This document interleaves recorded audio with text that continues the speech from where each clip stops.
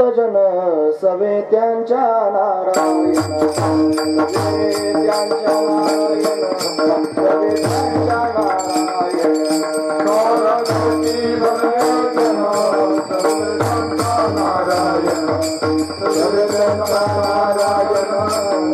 त्यांच्या नारायण काला करीती संत जन सवे त्यांच्या नारायण सवे त्यांच्या नारायण सवे त्यांच्या नारायण काला करती संत जन सवे त्यांच्या नारायण सवे त्यांच्या नारायण सवे त्यांच्या नारायण वाटिया पुल्या निघते भाग्याचा तो पावे देते भाग्याचा तो पावे देते भाग्याचा तो पावे देते भाग्याचा तो पावे देते भाग्याचा तो पावे देते भाग्याचा तो पावे काही शीत लागे हाती दोष देखून त्या फळती दोष देखून त्या फळती दोष देखून त्या फळती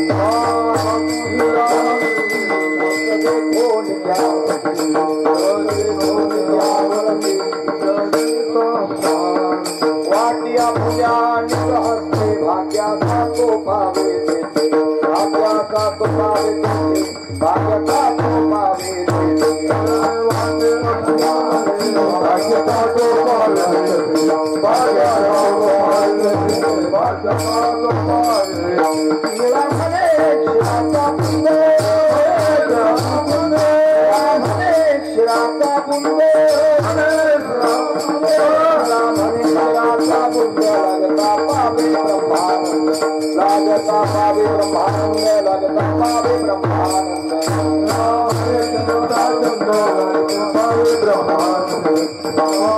ब्रह्मानंद पावे ब्रह्मानंद वाटिया पुल्या निहस्ते वाटिया पुल्या निहस्ते वाटिया पुल्या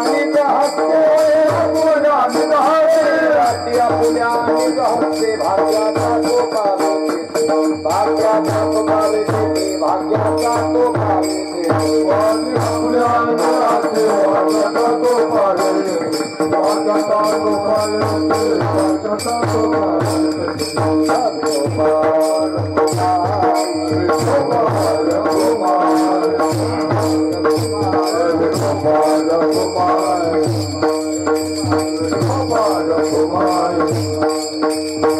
भाग्याचा तो सवे त्यांच्या नारायण वाटी आपुल्या निधासते भाग्याचा तो पावे तेथे लाही शीत लागे हाती दोष देखून त्या पळती वाटी आपुल्या निधासते भाग्याचा तो पावे तेथे निरामणी अक्षराचा बुंद लागता पावी ब्रह्मानंद वाटी आपुल्या निधासते भाग्याचा तो पावे तेथे विदोबाम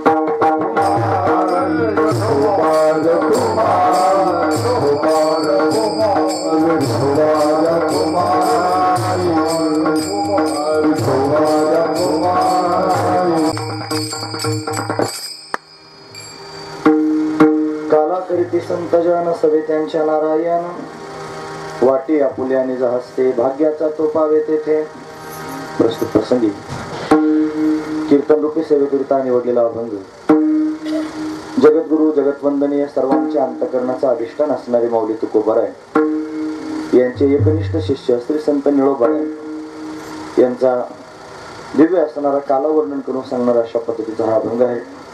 या अभंगामध्ये श्री संत निळोबाराय आपल्याला काय प्रतिपादन करून सांगतात तत्पूर्वी आपण एकदा संतांना नमन करूया. श्री संतांची माता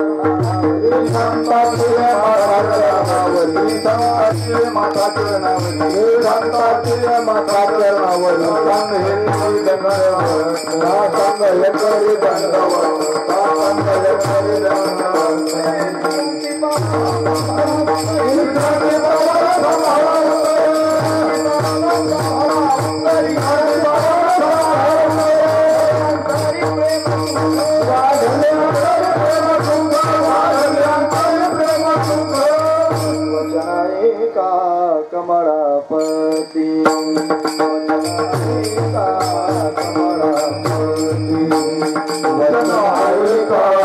कमळापती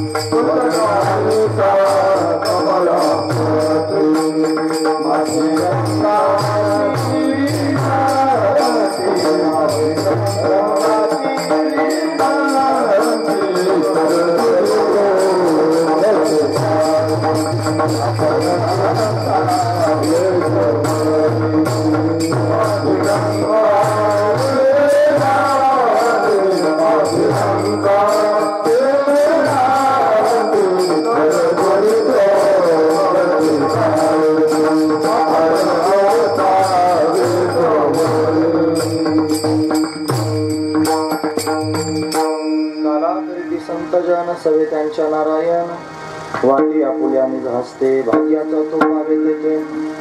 प्रस्तुत प्रतिवर्षीप्रमाणे याही वर्षी आपण सर्वजण या भामचंद्र डोंगराच्या पायथ्याशी जगद्गुरु तुकोबारांची सेवा घडावी या उद्देशानं हा 5 दिवसाचा सोहळा संपन्न करतो आहोत.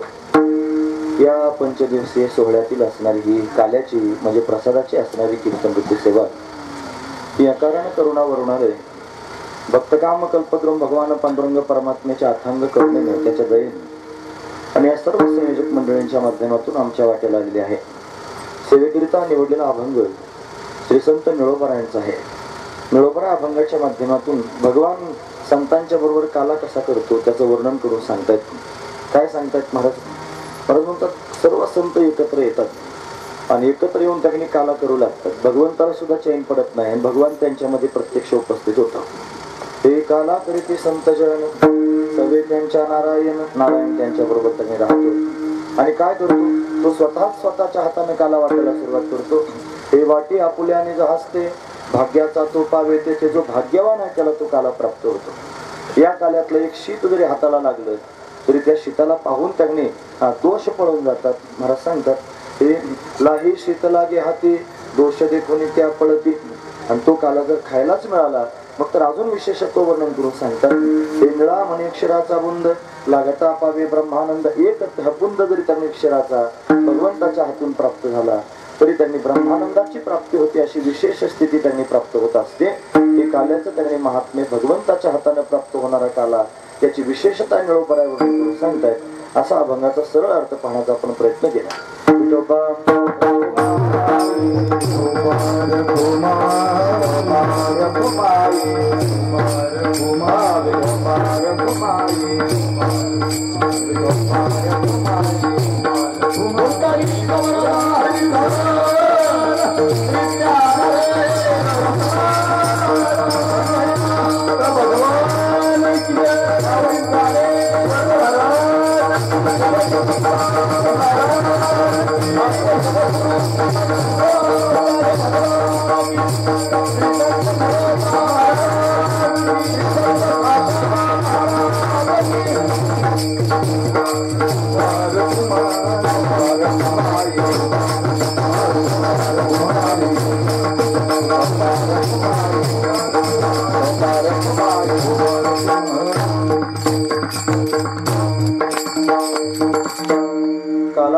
संतजन सवे त्यांच्या नारायण वाटी आपुल्याने हसते भाग्याचा तो पावे तेथे. प्रस्तुत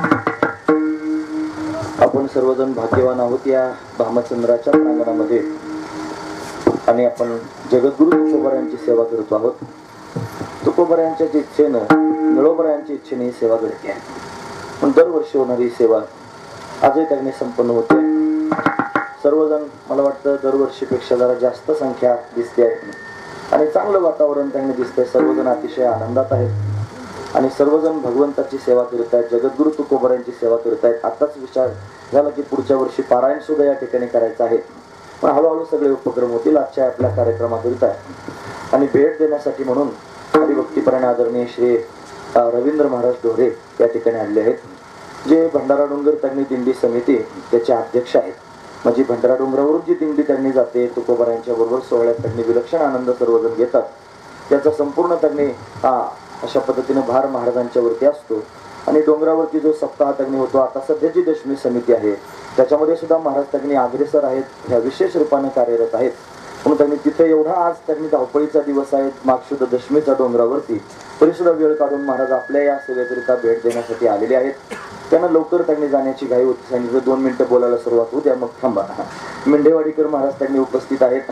म्हणजे ते भामचंद्रावर अशा पद्धतीने वास्तव्य करत होते आणि हे भंडारा डोंगरावर त्यांनी वास्तव्य करतात. म्हणजे 2 डोंगरासारखी माणसं एकत्र झालेली आहेत. म्हणजे 2 डोंगरांचा संगम झाला असं आपण म्हणायचं. म्हणजे इथं भामचंद्रावर त्यांनी भंडारा डोंगर कीर्तन ऐकायला आला असं आपण समजायला हरकतच नाही महाराज काय. म्हणजे भामचंद्रावर आपण सेवा करत आहोत म्हणून त्यांनी महाराजांच्या रूपानं जगद्गुरु तुकोबारांनी सांगितलं त्यांनी भंडारा डोंगराला जा. तिथं त्यांनी सेवा चालू आहे भेट देऊन या. मग त्यांच्या रूपाने भंडारा डोंगरच आपल्याकडे आलेला आहे. म्हणजे आपली आजची ही कीर्तन सेवा फक्त भामचंद्रावर आहे असं समजू नका. ही भामचंद्र आणि भंडारा दोन्ही डोंगरावर आहे असं फक्त लक्षात घ्या. महत्वाची गोष्ट. म्हणून अशा पद्धतीनं ही महाराज मंडळी समोर बसलेली आहेत. मोठ्या श्रद्धेनं त्यांनी आपल्याला भेट देण्याकरिता आलेली आहेत. मग त्यांच्या समवेत आपल्याला सेवा करायची आहे. महाराजांना आता जायचं आहे. मग थोडंसं संकीर्तन करूया आणि पुढील प्रसंगामध्ये प्रवेश करूया. तरी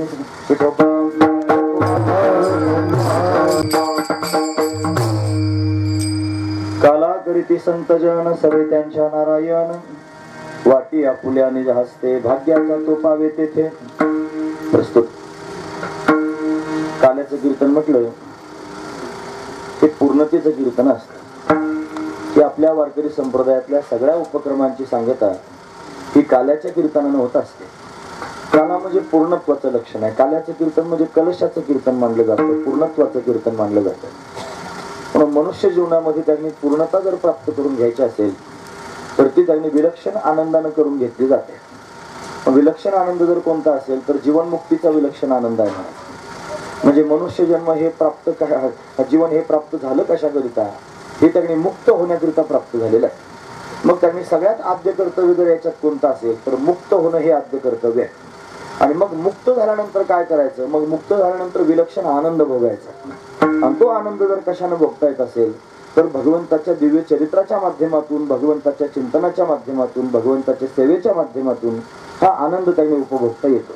पण आपल्या वारकरी संप्रदायातल्या सगळ्या संत महापुरुषांनी आणि भगवंताचं चिंतन त्यांनी केलं, पण मुक्त होऊन मुक्तीवरील भक्ती जाण असं आपण म्हणतो. पण मुक्त होऊन भगवंताचं चिंतन केलं आणि विलक्षण आनंद त्यांनी भोगलेला आहे.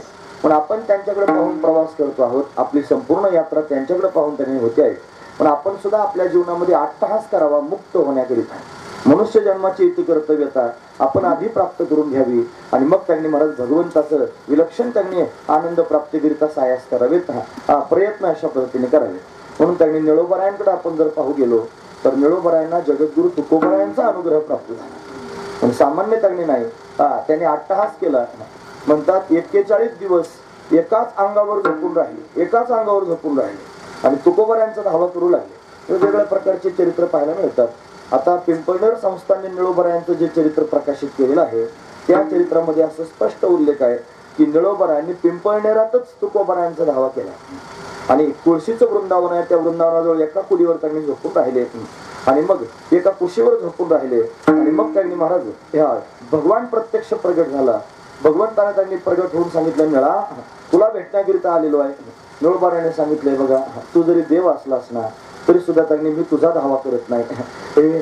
तुका याचा धावा करीत असो, तुकोबरायांचा धावा मी त्यांनी करतो आहे. म्हणून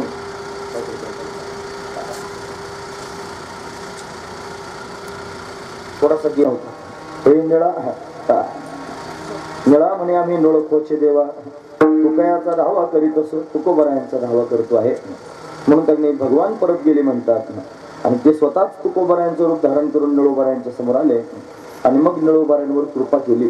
निळोबराय स्वतःच सांगतात, निळा म्हणे माझा उपदेश केला, संप्रदाय दिला सकळजना.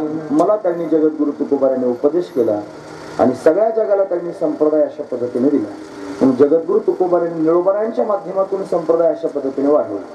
खरं तर तुकोबरायांना सुद्धा त्यांनी साक्षात्कारी पुत्र होते, त्यांचं नाव नारायण महाराज. की ज्या नारायण महाराजांनी ही त्यांनी आपण जो सोहळा आता पाहतोय ज्ञानोबराय तुकोबरायांचा, हा सोहळा नारायण महाराजांनी सुरू केला.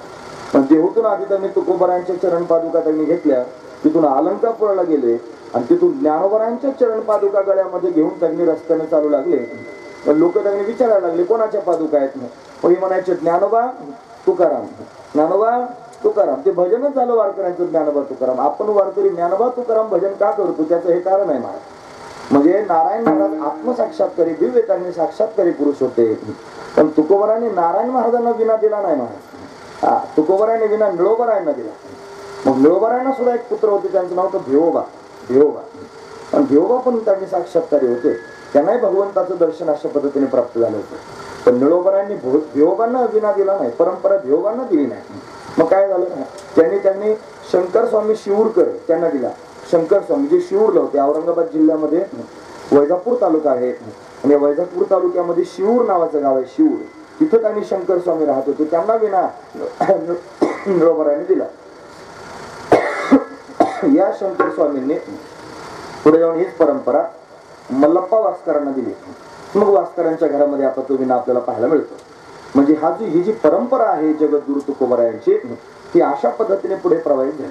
ती निळोबरायांपर्यंत कशी आली तो विचार आपला त्यांनी आहे. कारण आपण निळोबरायांच्या पंचकृष्यातून या ठिकाणी उपस्थित झालेलो आहोत.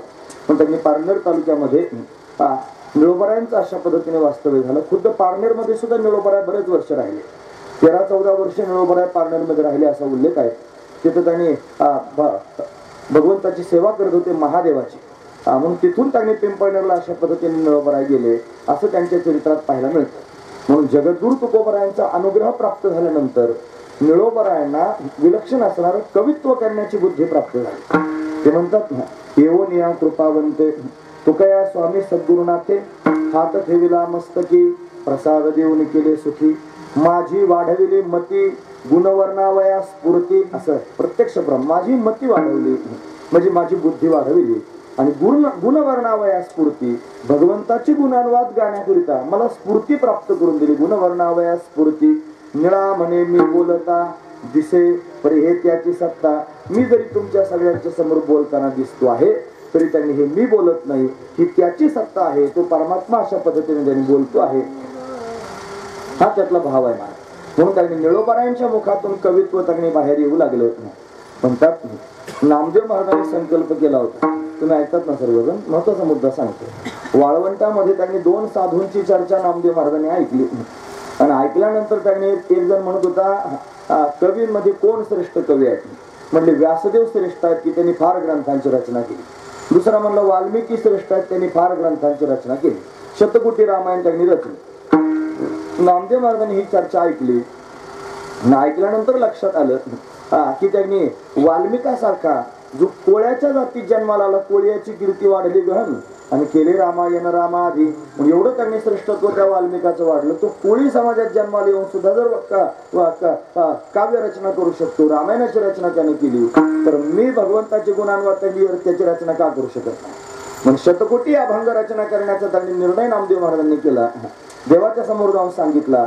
पण देव म्हणला नामा, अरे त्या वाल्मिकाला आयुष्य मोठं लांबलंच होतं म्हणून त्याला शतकोटी रचना करतात, तुला आयुष्य एवढं आणि तू आता कधी त्यांनी रचना करणार आहेस.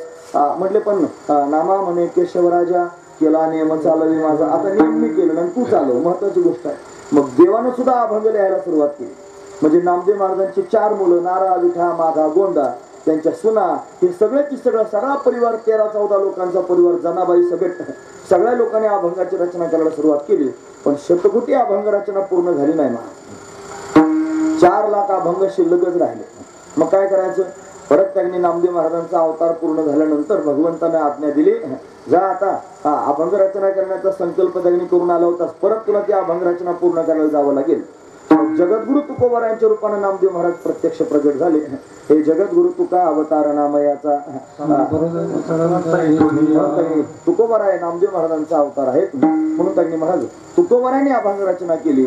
पण त्या अभंग रचनेमध्ये सुद्धा त्यांनी थोडीशी कमतरता देवाला वाटली. म्हणून त्यांनी त्यांची अभंग रचना पूर्ण करू लागण्याकरिता 2 लोकांची नियुक्ती केली, दोघांची नियुक्ती केली. त्याच्यामध्ये एक आहे श्री संत निळोबराय आणि दुसरे आहेत श्री संत बहिणाबाई शिवरीकर, ज्या जगद्गुरु तुकोबरायांचे शिष्य आहेत. म्हणून निळोबरायांनी अभंग रचना केली आणि बहिणाबाईंनी अभंग रचना केली. त्या अभंगांमध्ये जेवढे अभंग लिहून ठेवलेले आहेत तेवढे सापडले. साधारणतः निळोबरायांचे 1600 अभंग त्यांनी उपलब्ध आहेत. काही त्यांनी कुठे कुठे कोणाच्या मालिकांमध्ये त्यांनी सापडतात, पण मूळ गाथ्यामध्ये मात्र संस्थांच्या गाथ्यात ते अभंग त्यांनी नाहीत. पण नाथांच्या समाधीचे वगैरे जे अभंग आहेत ते अभंग त्यांनी कुठे कुठे मालिकांमध्ये पाहायला मिळतात, वेगवेगळ्या भजनी मालिकांमध्ये, पण मूळ गाथ्यामध्ये ते नाही. पण 1600 अभंग निळोबरायांचे आहेत एवढं मात्र खरं. बहिणाबाईंचे 750 अभंग त्यांनी झालेले आहेत. म्हणून जगद्गुरु तुकोबरायांचा अनुग्रह प्राप्त झाला, जगद्गुरु तुकोबरायांची कृपा झाली आणि त्या कृपेने त्यांनी महाराज अशा पद्धतीने अभंग रचना करण्याची आज्ञा प्राप्त झाली आणि निळोबरायांनी अभंगांची रचना केली. आणि सहज निळोबरायांच्या मुखातून त्यांनी काव्य स्फुरू लागलं आणि एक विशेष असणारा भाव, त्या भक्तिमय असणारा भाव, ज्ञानाची असणारा प्रक्रिया सहज निळोबरायांच्या मुखातून प्रत्यक्ष प्रगट होऊ लागल्या. म्हणून त्यांनी महाराज निळोबरायांनी सुद्धा जगद्गुरु तुकोबरायांसारखंच भगवत कार्य त्यांनी केलं आणि सगळं जग ढवळून टाकलं भगवंताच्या भजनानं. पण आपल्या वारकरी संप्रदायामध्ये काव्य करणारे शेवटचे संत निळोबाराय मानले जातात. काव्य करणारे शेवटचे संत निळोबाराय आहेत.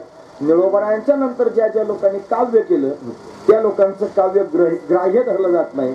निळोबारायांपर्यंत त्यांनी असणारी सगळी प्रमाणं ग्राह्य धरली जातात. पण निळोबारायांनी अशा पद्धतीने ग्रंथाची रचना केली, अभंग रचना केली, गवळणींची रचना केली.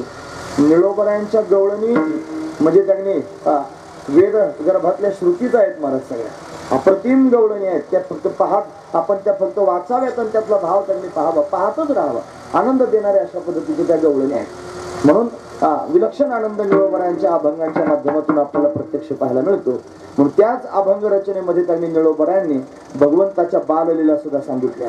आणि या बाललीलांमध्ये त्यांनी परमात्मा भक्तांबरोबर कसा क्रीडा करतो, कसा खेळतो, कशा लीला करतो त्या लीला सांगत असताना त्यांनी मला त्याच्या काल्याचा प्रसंग निळोबारायांनी वर्णन करून सांगितला. म्हणून त्यांनी सगळेचे सगळे गोपाळ एकत्र येतात. गोपाळ एकत्र येऊन त्यांनी महाराज दिव्य असणारा काला करतात आणि परमात्मा त्यांच्या संगतीमध्ये येतो आणि स्वतःच काला वाटायला सुरुवात करतो. हा प्रसंग निळोबारायांनी सुंदर असणारा रेखाटला आणि तो रेखाटून आपल्या सर्वांच्या समोर या अभंगाच्या माध्यमातून निळोबाराय तो प्रसंग ठेवतायत. का बरं एवढं सगळं त्यांनी सांगितलं? ज्यांच्यामुळं आपण इथपर्यंत आलेलो आहोत ते श्री निळोबाराय आहेत. निळोबाराय कीर्तन करायला जायचे आणि निळोबारायांच्या मागे टाळकरी म्हणून त्यांनी जे जात होते त्यांचं नाव होतं खाशाबा महाराज. ही मंडळी ज्या परिसरातून आलेले गुणोरा परिसरातून तिथे त्यांनी महाराज खाशाबा महाराजांचं वास्तव्य होतं. खाशाबा महाराजांची समाधी सुद्धा तिथे आहे आणि महाराज हे सगळी मंडळी अतिशय सुंदर सोहळा तिथे सुद्धा करतात. म्हणून त्यांनी अशा पद्धतीनं खाशाबा महाराजांवर असणारं हे प्रेम आहे म्हणून त्यांच्या माध्यमातून त्यांनी निळोबारायांच्या माध्यमातून जगद्गुरु तुकोबारायांची सेवा या ठिकाणी घडते आहे. या मंडळाला सद्बुद्धी निळोबारायांनी अशा पद्धतीने दिली. नव्हे यांच्या बुद्धीत निळोबारायांनी प्रवेश केला की चला माझ्या गुरुजींच्या स्थानावर सेवा करा. म्हणून निळोबाराय अशा पद्धतीने सेवा करून घेत आहेत. खरं तर एवढंच रोप लावलेलं आहे. आपण आता त्याचा वेल वाढायला लागलेला आहे. केवळ रोप लागलेले द्वारी त्याचा वेल तो गगनावर जाईल आणि भरभरून त्यांनी महाराज सर्वांना अशा पद्धतीने एक दिवशी आनंद देईल. म्हणून त्यांनी असं असणार हे रोप तर अजून नवं आहे. सर्वजण त्याला खत पाणी घालत आहेत. सर्वांचं सहकार्य त्यांनी प्राप्त होत आहे आणि या माध्यमातून त्यांनी निळोबारायांचा डंका वाजेल. या माध्यमातून निळोबारायांची महती सर्व लोकांना कळेल. हाच एक असणारा भाव आहे. असो म्हणून त्यांनी या अभंगाच्या माध्यमातून निळोबाराय काल्याचा प्रसंग त्यांनी वर्णन करून सांगतात. काला संत जे त्यांनी करत असतात तो त्यांनी कसा करतात त्याचं वर्णन आपण पाहूया. हे विठोबा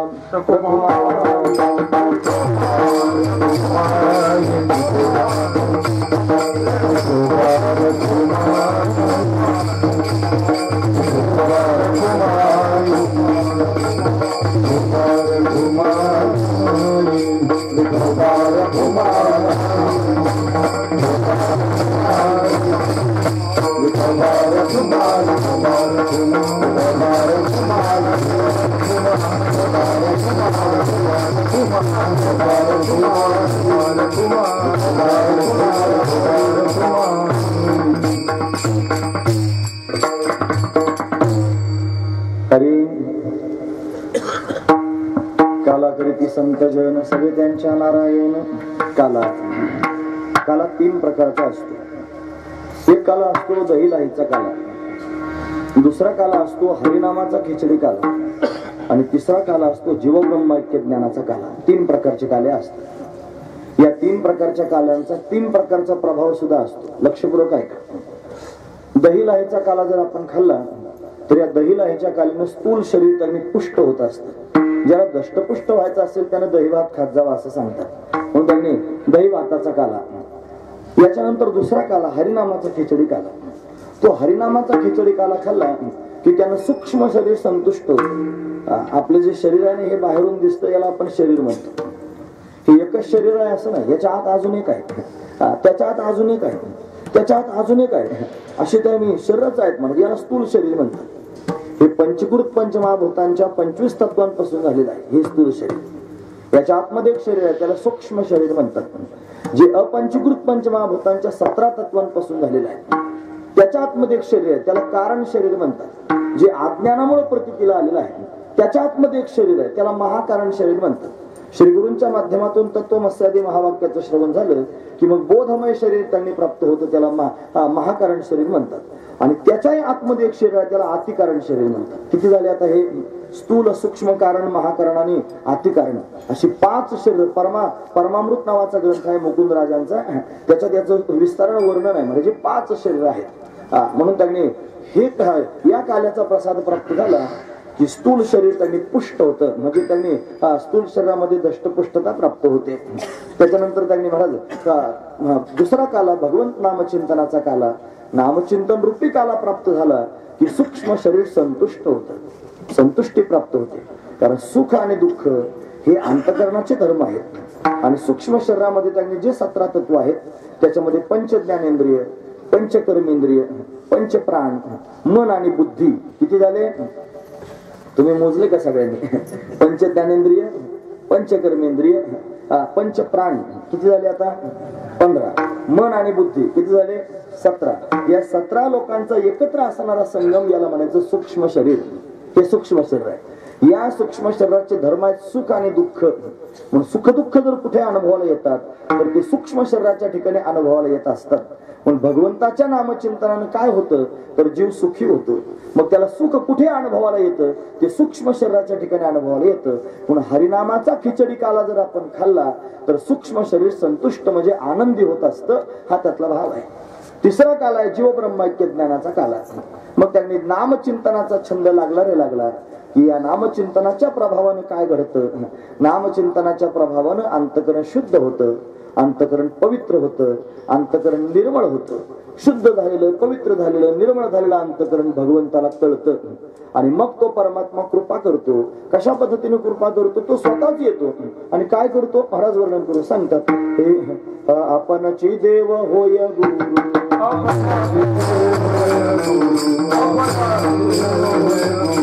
माझ्या विठोबाचा कसा प्रेम भाव, माझ्या विठोबाचा कसा प्रेम भाव, माझ्या विठोबाचा कसा प्रेम भाव, आपणची देव होय गुरु, आपणची देव होय गुरु, आपणची देव होय गुरु.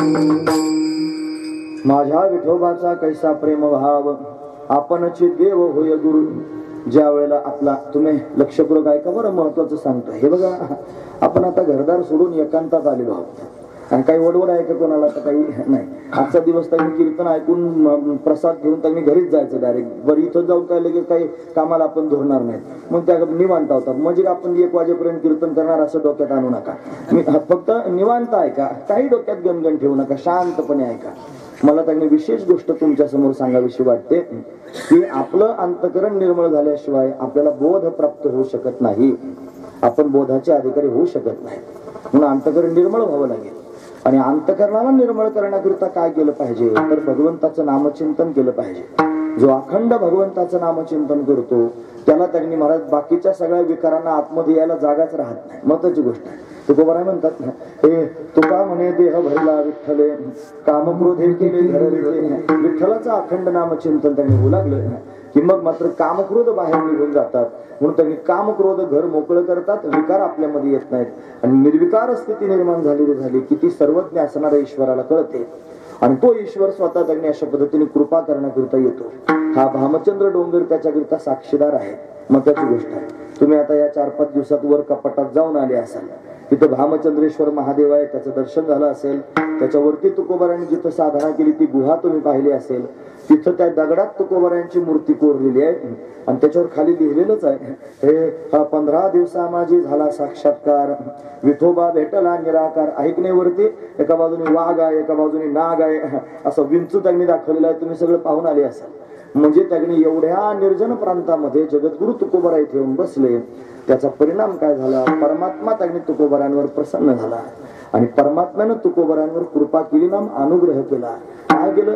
तुकोबाराय स्वतः सांगतात, हे हा पांडुरंगे सत्य केला अनुग्रह, मिरसोनी संदेह बुद्धिभेद, जीव शिवासे जर रचली आनंदे, ऐकावी पदी आरोहण, निजी निज रूपी निज विला तुका, अनुहत बालका हल्लरोगासी. विशेष गोष्ट सांगितली. म्हणजे काय केलं, जगद्गुरु तुकोबारांवर भगवंतानं अनुग्रह केला. ते म्हणतात पांडुरंगे सत्य केला अनुग्रह. पांडुरंगाने सत्य कृपा केली आणि ती कृपा करून त्याने निरसोनी संदेह बुद्धी भेद, बुद्धीच्या ठिकाणी असणारे भेद घालवले. बुद्धीच्या ठिकाणी बरेच भेद आहेत. हे कोणी ऐकायला मागत नाही. असं जर ऐकायला लागलं तर डबड्यात खडे घालून खडखड वाजवल्यासारखं होतं, डोक्यावरून जातं. याच्याशी काही घेणं देणं कोणाला वाटत नाही. पण वस्तुस्थिती ऐका. हे ऐकल्याशिवाय उद्धार व्हायचा नाही, मोक्ष प्राप्त व्हायचा नाही. भोळ्या भाबड्या भावनेनं नामचिंतन कराल, पुण्यपदरात पडेल. पण ज्ञानाचा अधिकारी झाल्याशिवाय ज्ञान व्हायचं नाही आणि ज्ञान झाल्याशिवाय मोक्ष व्हायचं नाही. माझ्या मनाचं सांगत नाही. ज्ञानोबा म्हणतात वाचून ज्ञानी विने एके आणि उपाय करी सिद्ध तुके तरी गुंफेसे अधिके रुखी. म्हणून ज्ञाना वाचून बाकीचे उपाय कराल तर अडकून पडाल. म्हणून त्यांनी ज्ञान प्राप्त झालं पाहिजे. म्हणून ज्ञान प्राप्तीकरिता या सगळ्या गोष्टी कळायला पाहिजे. आपल्या बुद्धीमध्ये भेद भरलेले आहेत. कशा कशाचे भेद आहेत म्हणे, जीव जीवाचा भेद, जीव जडाचा भेद, जड जडाचा भेद, जड ईश्वराचा भेद, जड जीवाचा भेद, असे 5 प्रकारचे भेद आहेत. त्याच्यात अजून त्यांनी भेद आहेत महाराज. स्वगत भेद, स्वजातीय भेद, विजातीय भेद, हे 3 प्रकारचे अजून भेद आहेत. त्याच्यात अजून भेद आहेत. देश भेद, काल भेद, वस्तू भेद, हे एवढ्या प्रकारचे भेद आपल्या मेंदूत आहेत. आणि सगळे भेद घेऊन आपण वावरतो आहोत. जोपर्यंत आपल्याजवळ भेद आहे तोपर्यंत अगदी संसार चक्र सुटणार नाही. तुझे जवळ घडे तव तव संसार भय जोडे. संसार म्हणजे जन्म मरण. जोपर्यंत तुमच्याकडे द्वैत आहे तोपर्यंत तुम्हाला जन्माला यावंच लागणार आहे. मग काय केलं पाहिजे, भगवंताच्या अनुग्रहानं हे द्वैत घालवलं पाहिजे. मग परमात्मा आला आणि त्याने काय केलं, पांडुरंगे सत्य केला अनुग्रह, निरसोनी संदेह बुद्धी भेद, सगळा संदेह घालवला आणि बुद्धीतले भेद नष्ट करून टाकले.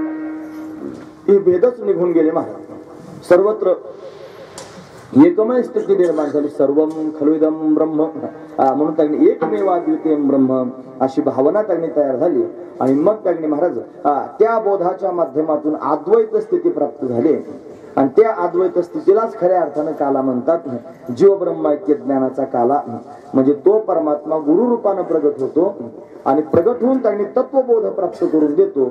आणि त्या तत्वबोधानं जो होतो त्याला म्हणतात जीव ब्रह्मैक्य ज्ञानाचा काला. म्हणून कालात जर पाहायचा आहे ना, तो अशा पद्धतीने पाहायला पाहिजे. म्हणून त्यांनी हे 3 प्रकारचे काले मी तुमच्या समोर सांगितले. लक्षात ठेवा, पुढच्या वेळेला तुमच्या आठवणीत राहिलं पाहिजे. नाही जन्मभर ध्यानात ठेवायचे काले आहेत माझे. म्हणजे दहीलाहीचा काला, हरिनामाचा खिचडी काला आणि जो ब्रह्मैक्य ज्ञानाचा काला. दहीलाहीच्या काल्याने स्थूल शरीर पुष्ट होतं, हरिनामाच्या खिचडी काल्याने सूक्ष्म शरीर संतुष्ट होतं आणि जो ब्रह्मैक्य ज्ञानाच्या काल्याने कारण शरीर नष्ट होतं. कारण शरीर म्हणजे काय, जन्माला कारणीभूत असणारा अज्ञान, मी कोण आहे याचा अज्ञान. आता एवढे लोक समोर बसलेत की नाही, त्यांना जर विचारलं तुम्ही कोण आहात, प्रत्येक जण स्वतःचा परिचय देत. कोणी म्हणेल मी अमुक आहे, मी अमक्याचा मुलगा आहे, मी अमक्याचा भाऊ आहे, मी अमक्या जातीचा आहे, मी अमक्या पंथाचा आहे, मी अमक्या वर्णाचा आहे, मी अमक्या आश्रमाचा आहे, मी अमक्याचा अमुक आहे, मी माणूस आहे, मी त्याने पुरुष आहे, मी स्त्री आहे. असं प्रत्येक माणूस वेगवेगळं उत्तर देईल. पण तुम्हाला काय वाटतं, खरंच हे उत्तर योग्य आहेत का? नाही ना महाराज, हे उत्तर योग्य नाहीत. मग योग्य उत्तर काय असेल, तर योग्य उत्तर हेच आहे, मी सच्चिदानंद स्वरूप आहे, मी तो वासुदेव तत्वता कळो येईल विचारिता, मी वासुदेव स्वरूप आहे असं त्यांनी महाराज कळणं. आणि हेच खऱ्या अर्थाने तत्वबोधाचं लक्षण आहे. म्हणून त्यांनी महाराज कारण शरीर म्हणजे अज्ञान, मी कोण आहे याचं असणारं अज्ञान. म्हणून त्यांनी त्या श्री गुरूंच्या कृपेने अज्ञान निवृत्त होतं आणि मग जीव ब्रह्मरूप आहे असा बोध प्राप्त होतो आणि तोच काला प्राप्त होतो. त्यानं कारण शरीराची निवृत्ती होऊन जाते. म्हणून 3 काले आहेत बघा. आता क्रम सांगतो परत एकदा, लक्षपूर्वक ऐका. हा जो काला आहे की नाही, दहीलाहीचा काला, हा जर तुम्ही आता खाल्ला, लोकांना याची किंमत वाटत नाही. इथं त्यांनी दहीहंडी बांधलेली आहे, लोक त्यांनी दहीहंडी फोडली की सगळा राडा खाली पडतो त्यांनी त्या लाह्यांचा, त्या दह्याचा. आणि मग लोक त्याच्यावर तुडून पाय देऊन त्यांनी जातात. अरे सामान्य नाही ते फार त्यांनी विशेष आहे. त्याचा एक कण सुद्धा त्यांनी फार महत्वाचा आहे. या अभंगात तेच तर आपल्याला पाहायचं, महत्वाची गोष्ट आहे. पण एक ना एक कण त्यातला त्यांनी विशेष आहे, त्याच्यात काही विशेष गोष्ट भरलेली आहे. इथं त्यांनी कीर्तन करतो आहोत आपण, या कीर्तनात ती दहीहंडी बांधलेली आहे. आणि विशेष गोष्ट आहे का, जिथं कीर्तनाची जागा असते तिथं देव उभा असतो. जेथे कीर्तनाची जागा तिथे असे देव उभा, देव त्या ठिकाणी प्रत्यक्ष उभाच आहे. म्हणून त्यांनी देव या कीर्तनाच्या प्रांगणात उभा आहे आणि तो त्यांनी अशा पद्धतीने त्या दहीहंडीला पाहतो ना, आपल्याला पण त्यांनी पाहतो. त्याच्या अमृत दृष्टीने त्यांनी पावन झालेला हा काल आहे महाराज. घरी दही लाई खाणं त्याच्यात फरक आहे आणि कीर्तनातली दही लाई खाणं याच्यात फरक आहे महाराज. इथं त्यांनी भगवंताच्या सानिध्यात आपण दही लाई खातो याच्यात फार विशेषत्व आहे. ज्याच्या जीवनामध्ये ही दही लाई प्राप्त होते कीर्तनातली त्याच्या जीवनात परिवर्तन होतं. काय होतं? हा दही लाईचा प्रसाद खाल्ला रे खाल्ला की त्याला भगवंताचं नामचिंतन आपोआप घडू लागतं.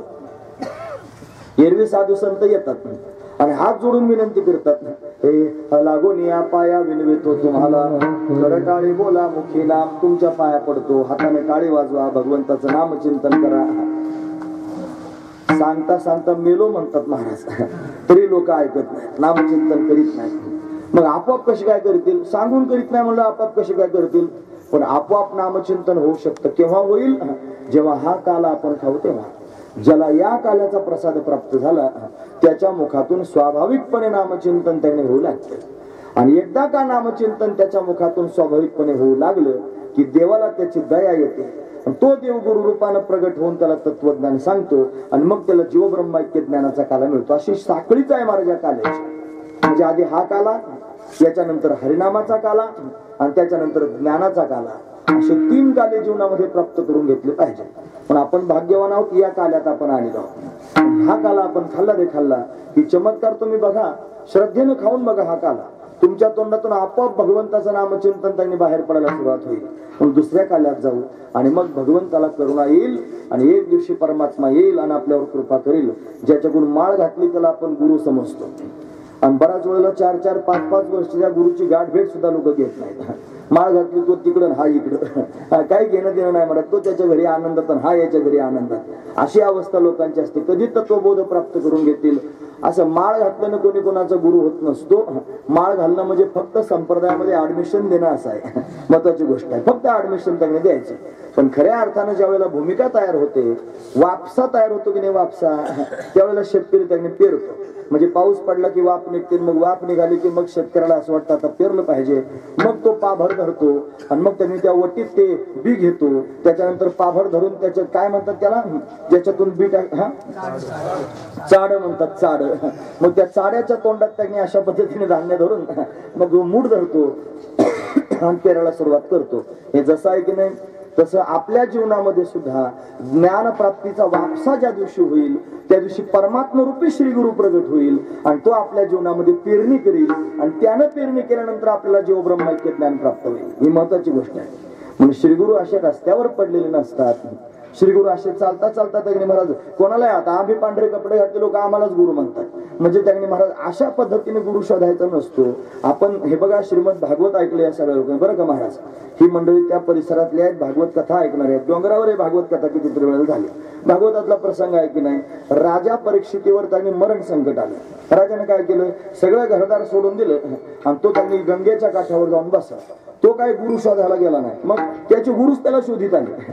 का बरं त्याला शोधित आले? त्याचं कारण असं आहे, आपण अंतकरणापासून भगवत प्राप्तीकरिता त्यांनी अधिकारी होऊन एका जागेवरती बसावं. परमात्म्याला ते कळतं आणि परमात्मा स्वतःच बोध देण्याकरिता येतो. आता आंब्यांना बार आलेले आहेत. आता त्याला त्यांनी कैऱ्या येते. आता त्या कैऱ्या हळूहळू एखादीच त्यांनी कैरी अशी असते जिचा पाड होतो मला, तो आंबा पाडायला लागतो. मग तो पाडायला लागल्यानंतर 1000 कैऱ्या आंब्याच्या झाडाला असतात. पण पाखरू येतं नेमकं पाडावरच जाऊन बसतं. ते कैरीवर बसत नाही, पाडावरच जाऊन बसतं. आता त्या पाडानं काही पत्र लिहिलं असतं की तो आंबा, तो काय लिहितो का, हरिभक्तीपरायण पोपटराव, मी आताच पाड झालेलो आहे, तुम्ही या माझा आस्वाद घ्या, असं अजिबात नाही महाराज. पण त्याच्यावरच जाऊन बसतो तो पोपट. नेमका का बरं बसतो? त्याचं कारण त्या कैरीनं स्वतः परिवर्तन केलेलं आहे. काय परिवर्तन केलं? ती तिच्या जागेवरच आहे. आधी हिरवी होती, आता पिवळी झालेली आहे. आधी टणक होती, आता ती मृदू झालेली आहे. आधी आंबट होती, आता ती गोड झालेली आहे. तिच्याच जागेवर आहे. तिनं फक्त स्वतःच बदल करून घेतलेला आहे. आणि त्याचा परिणाम काय झाला असेल तर पाखरू नेमकं तिच्यावरच येऊन बसलं. हा त्यातला भाव आहे. तसे 1000 माणसं पाहायला भेटतात, पण श्रीगुरु सर्वांना भेटत नाहीत. मग एखाद्यालाच भेटतात. का बरं? ज्यानं आपल्या जीवनात बदल केलेला आहे, ज्याच्या जीवनामधून कुविचारांचा हिरवटपणा निघून गेलेला आहे, ज्याच्या जीवनामधला अहंकाराचा टणकपणा निघून गेलेला आहे, ज्याच्या जीवनामध्ये विपरीत दुराग्रहाचा आंबटपणा त्यांनी संपून गेलेला आहे, त्याचं जीवन त्यांनी श्री गुरु कृपेकरिता पात्र होतं आणि मग आपोआप त्याच्या जीवनामध्ये श्री गुरूंची प्राप्ती होते आणि मग ते श्री गुरु आले की ते तत्वबोध प्राप्त करून देतात आणि त्या बोधानं त्यांनी अशा पद्धतीने जे ज्ञान होतं त्या ज्ञानाने परमात्म्याशी एकरूपता साधली जाते आणि त्या एकरूपतेलाच काला म्हणतात. पण अशा पद्धतीचा असतो काला. म्हणून त्यांनी 3 प्रकारचा काला आपण ऐकला. आता तुमच्या लक्षात राहिला असेल, मी घोटून तुमच्या समोर तो सांगितलाय, महत्वाची गोष्ट आहे. पण काला शब्द त्यांनी ऐकला की त्याच्यामध्ये त्यांनी अभेदत्व विशेष रूपाने सांगितलं जातं. जिथं जिथं काला पाहिला तिथं तिथं अभेद पाहिला. तुका म्हणे काला कोठे अभेद देखिला. जिथं जिथं काला पाहिला तिथं तिथं अभेदच प्रत्यक्ष पाहायला मिळाला. पण अभेद तत्वज्ञान सांगितलं जातं. जसं 2 गोष्टींचं एकत्रीकरण केलं जातं. काला 2 गोष्टींचा होतो, दह्याचा आणि लाहीचा. बरोबर आहे की नाही? आता या दोघांकडे जर बारकाईने पाहिलं तर दोन्ही सुद्धा परिवर्तित अवस्था आहेत. परिवर्तित अवस्था आहे. दही सुद्धा परिवर्तन आहे. कशाचं? दुधाचं. आणि लाही सुद्धा परिवर्तन आहे. कशाचं? तांदळाचं. महत्वाची गोष्ट आहे. दही व्हायचं असलं तरी परिवर्तित व्हावं लागतंय आणि लाही व्हायचं असलं तरी परिवर्तित व्हावं लागतंय. महत्वाची गोष्ट आहे. परिवर्तन झाल्याशिवाय त्याने काला होत नसतोय. हे 2 गोष्टी तुम्ही कधी ऐकलं का? तांदूळ आणि दही एकत्र करून काला केला, जमत नाही. किंवा लाही आणि दूध एकत्र करून काला केला, जमत नाही. दुधाचं दहीच व्हावं लागेल आणि तांदळाची लाहीच व्हावी लागेल, तेव्हा काला होऊ शकतो, नाहीतर काला होत नाही. काला होण्याकरिता परिवर्तन व्हावं लागतं. मग कशाकरिता मी तुमच्या समोर सांगतोय त्याचं कारण आहे का? हे बघा, जसं त्यांनी दुधाला दही व्हावं लागलं तसं परमात्मा सुद्धा निर्गुण निराकार आहे. तो त्यांनी सर्व ठिकाणी व्यापक आहे. तो कणाकणात गच्च भरलेला आहे. तो मनाच्या पलीकडचा आहे. तो वाणीच्या पलीकडचा आहे. तो अव्यक्त आहे. तो त्यांनी कोणत्याच इंद्रियाचा विषय होत नाही. तो त्यांनी अशा पद्धतीने सर्वांच्या पलीकडे प्रकृतीच्या पलीकडचा आहे आणि तो परमात्मा सर्व ठिकाणी व्यापक आहे. त्याला त्या रूपामध्ये जर काला करायला ये म्हटलं निर्गुण रूपात तर येईल का? येणार नाही. त्याला जर काला करायचा असेल तर काय करावं लागेल? त्याला सगुण साकार व्हावं लागेल. मग तो परमात्मा स्वतः सगुण साकार त्यांनी होतो. म्हणजे दूध रूपानं व्याप्त असणारा तो परमात्मा एकत्र येऊन त्यांनी म्हणजे दही होऊन प्रत्यक्ष प्रगट होतो. मग देव त्यांनी सज्ज झाला, सगुण साकार होऊन काला करण्याकरिता आला. मग काय करावं लागेल? काला दोघात होतो की नाही? मग आता लाहीनं त्यांनी काला करण्याकरिता यायचं. म्हणजे तांदूळ रूपाने येऊन जमणार नाही. मग तिला काय करावं लागेल? तिला भाजावं लागेल. भाजल्यानंतर त्याची लाही होत असते. महाराज म्हणतात ना, बीज भाजून केली लाही आम्हा जन्म मरण नाही. म्हणून बीज भाजावं आणि भाजल्यानंतर त्याची लाही व्हावी, हा त्यातला भाव आहे. महाराज बीज भाजून केली लाही आम्हा जन्म मरण नाही म्हणजे काय? जन्म मरणाला कारणीभूत त्यांनी असणारा अज्ञान आहे. ते अज्ञानच खऱ्या अर्थानं बीज आहे. महाराज ते जाळूनच टाकलं आणि मग त्यांनी ते जळून गेलं की मग पाप पुण्य हाताने घडत नाहीत आणि जन्माला यायचं काही कारण शिल्लक राहत नाही. म्हणून भगवान काला करत असतो. काला करण्याकरिता तो सगुण साकार झालेला आहे.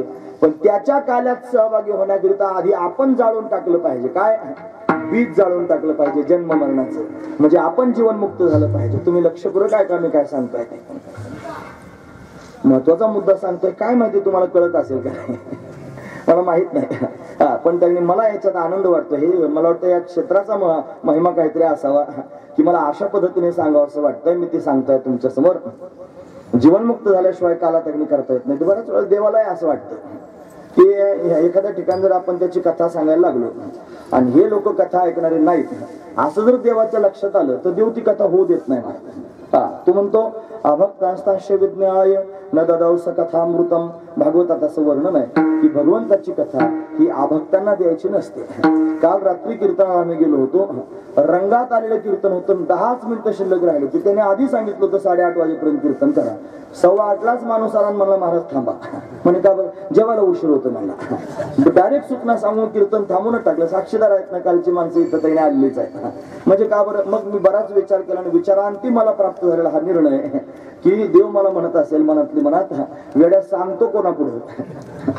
तू सांगतो कोणापुढं? ज्यांना त्याच्याशी काय घेणं देणं नाही, ज्यांच्या पोटात आदर नाही, ज्यांच्या पोटात प्रेम नाही, जे ऐकण्याचे अधिकार नाही, त्यांच्या समोर सांगतो. यांना काय सांगतो? बंद कर.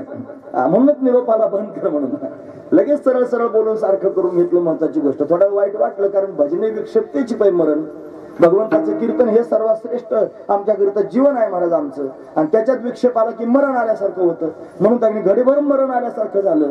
पण नंतर मनाला सावरून घेतलं की देवा ही तुझीच इच्छा त्यांनी असावी. मग का सांगतो कशाकरिता हे ऐका, मी काय सांगतोय महत्वाचं आहे. म्हणून परमात्मा सर्व ठिकाणी व्यापक आहे, तो सामान्य रूपाने व्यापक आहे. त्या सामान्य असणाऱ्या परमात्म्याला काला करण्याकरिता विशेष व्हावं लागेल, म्हणजे सगुण साकार होऊन यावं लागेल. आणि आपण सगळेजण त्यांनी आहोत. आपण भगवंताची भक्ती करतोय इथपर्यंत ठीक आहे, पण आपण सगळेजण त्यांनी विशेष झालेलो आहोत. विशेष झालो आपण, सामान्य रूप आपण विशेष झालो. म्हणजे काय झालो, आपण कोणी बुवा झालो, कोणी महाराज झालो, कोणी पंडित झालो, कोणी शास्त्री झालो, कोणी श्रीमंत झालो, कोणी सुशिक्षित झालो, कोणी साहेब झालो, कोणी काय झालं, हे सगळं आपण झालो. स्वतःला हे समजायला लागलं. महत्वाची गोष्ट आहे, आपण स्वतःला अमुक समजणं ही विशेषता आहे. आणि जोपर्यंत आपण विशेष होऊन देवासमोर जातो आहोत तोपर्यंत देव म्हणतो भाऊ तुझ्यासारखे फार पाहिले. मोठा रावण पाहिला, कंस पाहिला, दुनियादारी सगळी पाहिली, सगळे मेले, कोणी शिल्लक राहिलं नाही. विशेष होऊन जो भगवंताच्या समोर जाईल, भगवान म्हणेल तू शहाणपणा माझ्या समोर करू नको. मग देवाच्या समोर जर जायचं असेल तर सामान्य होऊन जावं लागेल. महत्वाची गोष्ट आहे, काय व्हावं लागेल, सामान्य व्हावं लागेल. मग भक्तांनी व्हावं लागेल सामान्य, आणि सामान्यत्वानं सर्व ठिकाणी व्यापक असणाऱ्या देवानं व्हावं लागेल विशेष. ज्या दिवशी देव सामान्यत्व सोडून विशेष होईल आणि ज्या दिवशी भक्त स्वतःची विशेषता टाकून सामान्य होईल, भगवंताच्या समोर जाईल, त्या दिवशी जो होईल त्याचं नाव आहे काला. त्याच दिवशी काला होऊ शकतो. महत्वाची गोष्ट आहे. म्हणून त्याने देवानं जो दुधासारखा आहे तो दही झाला, सगुण साकार होऊन आला. आणि जीवानं त्यांनी स्वतःचं विशेषत्व जाळून टाकलं, बीज भाजून केली लाही. आणि जन्म मरणाची स्थिती सोडून त्यांनी महाराज लाही या रूपात ज्यावेळेला तो तांदळाची ज्यावेळेला लाही होते, म्हणजे जीवानं जीवपणा टाकून जीवनमुक्त होऊन भगवंताच्या समोर जायचं ठरवलं की मग होत असतो काला. म्हणून अशा पद्धतीने त्यांनी काला होत असतो. म्हणून सगळेची सगळे संत त्यांनी जीवनमुक्त स्थितीला प्राप्त झालेले आहेत. त्यांनी जन्म मरणाचं बीज जाळून टाकलेलं आहे. आणि आता त्यांनी महाराज काही कर्म शिल्लक राहिलं नाही. भाजलेलं बीज कुठे उगवतं का महाराज, खरं सांगा. बरे त्यांनी शेतकरी शेती करतात, एक मोठा हुशार शेतकरी होता. तो म्हटलं त्यांनी आपण लोकांपेक्षा काहीतरी वेगळं करून दाखवायचं. नेमकाच वापसा झाला होता, मगाचा वापसा झाला. हा म्हटलं त्यांनी चांगलं बी आणायचं, गेला बाजारात, त्यानं महाबीज आणलं महाराज, चांगलं बी आणलं, क्वालिटीचं आणलं. मग लोकांपेक्षा वेगळं करायचं, मग काय करावं, चुलीला जाळ घातला, त्याच्यावर गमेलं ठेवलं, त्याच्यात ते बी ओतलं, चांगलं आंबळ भाजून घेतलं. आणि चांगलं बी भाजल्यानंतर त्यांनी ते वटीत घातलं. आणि त्या वटीत घालून त्यांनी ते पेरायला गेला, पाबळ धरले, सगळं बी त्यांनी पेरून आला. 2-4 दिवसांनी चक्रा मारायला लागला वावरात. उकरून बघतोय, पाहतोय नेमकं काय काय त्यांनी होत आहे हे सगळं त्यांनी पाहू लागला. 5-6 दिवसापासून चक्रा मारत होता, पण काही उगवलेलं दिसच ना महाराज. लोक म्हणायचे काय झालं, कमून चक्रा मारतो, नाही मला पेरलंय, उगवलं का पाहतो. म्हणलं किती दिवस झाले, 5-6 दिवस झाले. म्हणलं आतापर्यंत उगवायला पाहिजे होतं तरी उगवेना. मग 8 दिवस झाले, मग 10 दिवस झाले तरी चक्रा मारत होता. मग एका शहाण्या शेतकऱ्याने विचारलं त्याला, म्हणलं पेरलं होतं, म्हणलं पेरलं होतं, आतापर्यंत उगवायला पाहिजे होतं, का नाही उगवलं. म्हणलं भारी पेरलं होतं. म्हणजे कसं काय, चांगलं बियाणं म्हणलं क्वालिटीचं, आणि आणून ते भाजलं सुद्धा म्हणलं नाही, चांगलं भाजून घेतलं आणि भाजून पेरलं म्हणलं उगवा म्हणून. म्हणलं बावळटा, भाजून पेरल्यानंतर बी कुठं उगवत असतं का. महत्वाची गोष्ट आहे. तसं त्यांनी भाजल्यानंतर उगवत नाही, तसं ज्ञान जीवनामध्ये झाल्यानंतर सगळे कर्म जळून जातात. हे ज्ञानाग्नीत सर्व कर्म आणि भस्मसात कुरुते तथा. म्हणून ज्ञानाच्या अग्नीमध्ये सगळे कर्म भस्मसात होऊन जात असतात. पण जीवनमुक्त पुरुषाला पाप पुण्य लागत नाही. जगद्गुरु तुकोबरा स्वतः वर्णन करून सांगतात. ते म्हणतात, हे तुका म्हणे आम्ही झालो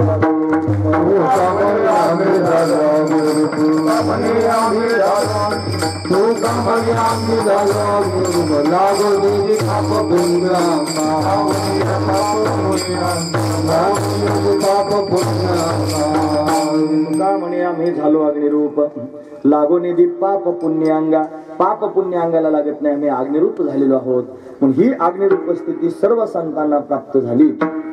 आणि या स्थितीत जाऊन सर्व संत महापुरुषांनी भगवंताचं भजन चिंतन करायला सुरुवात केली. त्याला विशेष रूपाने अवतीर्ण करण्याचा प्रयत्न केला. देवा हाती रूप धरविला आकार. ज्याला रूप नाही, ज्याला आकार नाही, त्याला आकार धारण करायला सांगितला. देवा हाती रूप धरविला आकार. निदो निराकार होऊ द्यासी, आता त्याला निराकार होऊ देणार नाही, त्याच्याबरोबर लीला करू, असं संत त्यांनी म्हणू लागले. या सगळ्या संतांनी एकत्र येऊन भगवंताचं चिंतन करायला सुरुवात केली. आणि भगवत चिंतनामध्ये त्यांनी महाराज अशा पद्धतीने विभोर झाले. आणि सगळे संत एकत्र येऊन त्यांनी भगवंताच्या प्रेमामध्ये काला करू लागले. हा काला सर्व संत त्यांनी करतात. संत एकत्र येतात वाळवंटात आणि काला करतात की नाही, काला करू लागली. देवाला सुद्धा चैन पडत नाही. म्हणून सर्व ठिकाणी व्यापक असणारा, सामान्य असणारा तो देव त्या संतांकडे पाहतो आणि विशेष रूप धारण करून संतांमध्ये अवतीर्ण होतो आणि अवतीर्ण होऊन त्यांच्याबरोबर काला करू लागतो. महत्वाची गोष्ट आहे, फक्त काला करतो असं नाही, तो स्वतःच वाटायला सुरुवात करतो. हा त्यातला भाव आहे. म्हणून त्यांनी देव स्वतः संतांच्या बरोबर उभा राहतो आणि स्वतः त्यांनी काला करतो आणि विलक्षण आनंद देतो. आता 3 काले आपण पाहिले होते, हा 4था काला सांगतोय. जीवनमुक्त झाल्यानंतर जेव्हा भगवान सगुण साकार होऊन आपल्या समोर प्रत्यक्ष प्रगट होईल आणि आपण त्यांनी जीवनमुक्त होऊन त्याच्या समोर त्यांनी प्रत्यक्ष खेळण्याकरिता जाऊ, तेव्हा त्यांनी तो परमात्मा स्वतःच्या हाताने आपल्याला त्यांनी खाऊ घालेल, स्वतः आपल्याला संतुष्ट करेल. तो परमात्मा संतुष्ट करण्याकरिता येत असतो. सगळ्यांनी हे स्वप्न तर निदान पाहिलं पाहिजे. त्याला काही अर्ज भरावा लागत नाही, त्याला काही कुठे टॅक्स भरावा लागत नाही, जीएसटी बसत नाही, काय नाही. स्वप्न पाहायला कुठे टॅक्स लागतो का महाराज? लोक संसाराचे स्वप्न बघतात. एवढी माडी बांधेन, तेवढी गाडी घेईन, अमकं त्यांनी फलानं करीन. लग्न कार्य झालं नसलं तर मग बायको करायचे स्वप्न पाहतो, अशी बायको करीन, तिचा रंग असा असेल, तिचं डोळे असे असतील, तिचं नाक असं असलं पाहिजे, तिचं कपाळ असं असलं पाहिजे, तिची उंची अशी असली पाहिजे, असं सारं स्वप्न पाहतो महाराज. नवरदेव, ती नवरी पण स्वप्न पाहते, असा नवरा पाहिजे. संसारात जर नवरदेवाचं नवरीचं स्वप्न पाहता येतं तर भगवान त्यांनी भेटेल असं स्वप्न का पाहू शकत नाही? सरळ गोष्ट आहे महाराज. नवरा नवरीचे जर स्वप्न लोक पाहतात, संसाराचं वेल मांडवाला नेण्याचे लोक स्वप्न पाहतात, तर भगवान भेटण्याचे स्वप्न का पाहू शकत नाहीत? आपण खरं सांगतो, असं स्वप्न पाहिलं पाहिजे. जर हे स्वप्नच पाहता आलं नाही तर प्रत्यक्ष देवाला कधी बघाल? आधी स्वप्न पाहावं लागेल देव यावा म्हणून त्यांनी परमात्म्याच्या येण्याची वाट पाहावी लागेल, मग परमात्मा त्यांनी येत असतो. म्हणून त्यांनी दिव्य असताना रूप धारण करून तो परमात्मा यावा. तो कसा असेल, त्याचा पितांबर कसा असेल, त्याचा मोर मुकुट कसा असेल, त्याची केशभूषा कशी असेल, त्याचे डोळे कसे असतील, तो त्यांनी कसा पाहत असेल, तो कसा बोलेल, तो मला जवळ कसा घेईल, त्याच्या हाताने मला कसा खाऊ घालेल. स्वप्न तर पाहिलं पाहिजे ना निदान. असं स्वप्न पाहिलं की भगवान भेटत असतो आणि खाऊ घालत असतो स्वतःच्या हातात. सगळ्या साधू संतांनी असं स्वप्न पाहिलं की जगाचा मालक प्रत्यक्ष प्रगट व्हावा आणि प्रगट होऊन त्याच्या हातचा प्रसाद त्यांनी प्राप्त व्हावा. म्हणून सगळे संत जणू काय त्यांनी आपापल्या दिव्य भावरूपी शिदोऱ्या घेऊन आलेले आहेत. सर्वजण त्यांनी काला करतात आणि जेव्हा ते काला करतात तेव्हा हा परमात्मा स्वतःच त्यांच्यामध्ये प्रत्यक्ष प्रगट होतो. निळोबर आहे त्याच वर्णन करून सांगतात अभंगामध्ये. काला करती संत जना, काला करती संत जना, काला करती संत जना, काला करती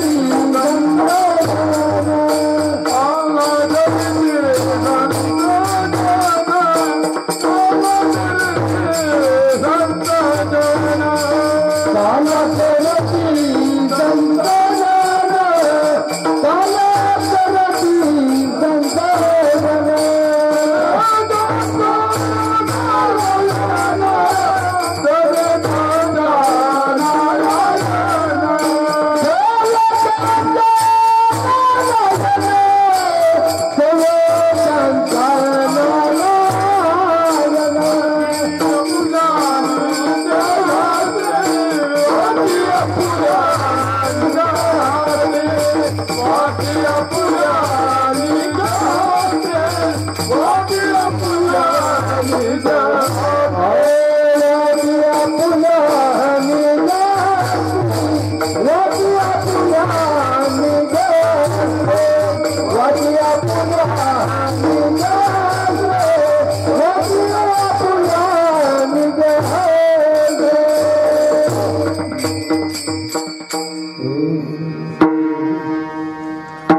करीती संतजन सगळे त्यांच्या नारायण. संतजन काला करतात आणि नारायण त्यांच्या बरोबर आहे. भगवान त्यांनी प्रत्यक्ष त्यांच्या बरोबर आहे. ते नाही वाजवलं तरी चालेल. आता ते तेवढ्या मृदंगावरच कीर्तन करूया. ते सगळे त्यांच्या नारायण, त्यांच्या बरोबर नारायण प्रत्यक्ष आहे. मग जिथं जिथं संत मंडळी एकत्र येतात आणि काला करतात तिथं तिथं त्यांनी महाराज नारायण परमात्मा प्रत्यक्ष प्रगट असतो, हे लक्षात घ्यायचं. आता आपण सर्वजण कीर्तन करतो आहोत आणि भगवंताचं चिंतन करतो आहोत. जिथं जिथं काला असतो तिथं देवा असतो. हा जो नियमच जर असेल तर आजही आपल्या सर्वांच्या मध्ये परमात्मा उभाच आहे. फक्त आपल्या अंतकरणाची धारणा असली पाहिजे की देव कीर्तनामध्ये उभा आहे. हा बोलणारे ना तर निदान ठेवावी, मग ऐकणाऱ्याची नंतर होईल, महत्वाची गोष्ट आहे. म्हणजे एकाच कीर्तनात नाही, प्रत्येक कीर्तनात जिथं जिथं कीर्तन आहे तिथं परमात्मा उभाच असतो. म्हणून त्यांनी परमात्म्याची धारणा करावी. संत काना करू लागले की परमात्मा त्यांच्यामध्ये त्यांनी वास्तव्य करतो. हे सगळे त्यांच्या नारायण. आणि मग तो नारायण परमात्मा काय करत असेल तर त्या संतांच्या संगतीमध्ये स्वतःच्या हाताने काला वाटायला सुरुवात करतो. जो भाग्यवान आहे त्याला त्यांनी महाराज तो काला भगवंताच्या हातचा प्राप्त होतो. महाराज वर्णन करून सांगतात. वाटिया पुन्हा निजा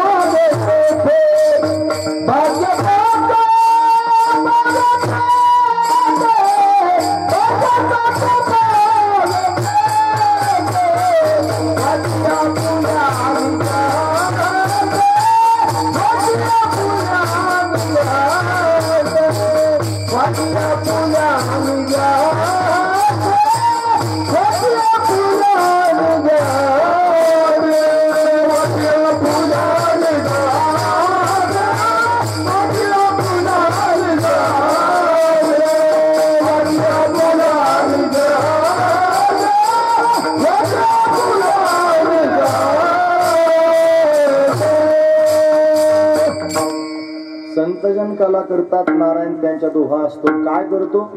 स्वतःच्या हाताने काला वाटतो. देव स्वतः वाटतो. हे वाटी आपुल्या निज हस्ते. मग कोणाला देतो?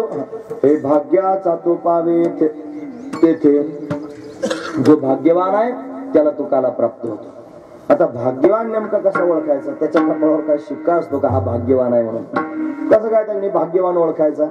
भाग्यवान तोच आहे जो सारी जाळपोळ करून आलेला आहे. लक्षात घेण्यासारखी गोष्ट आहे. सगळी जाळपोळ ज्याने केलेली आहे, ज्याच्या चित्तात फक्त परमात्माच साठवलेला आहे, तोच खऱ्या अर्थाने भाग्यवान आहे. म्हणून जाळपोळ करता आली पाहिजे परमार्थात. तुकोबारायांचा अभंग सांगतो.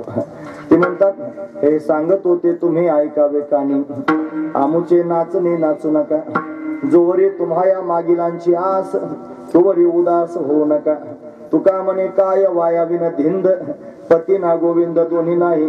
जोपर्यंत तुम्हा मागिलांची आस म्हणजे मागे उभे लोकांची नाही, मागिलांची आस म्हणजे संसारातल्या लोकांची. जोपर्यंत तुम्हाला या बाकीच्या लोकांकडून अजून अपेक्षा आहे तोपर्यंत उदास होऊ नका.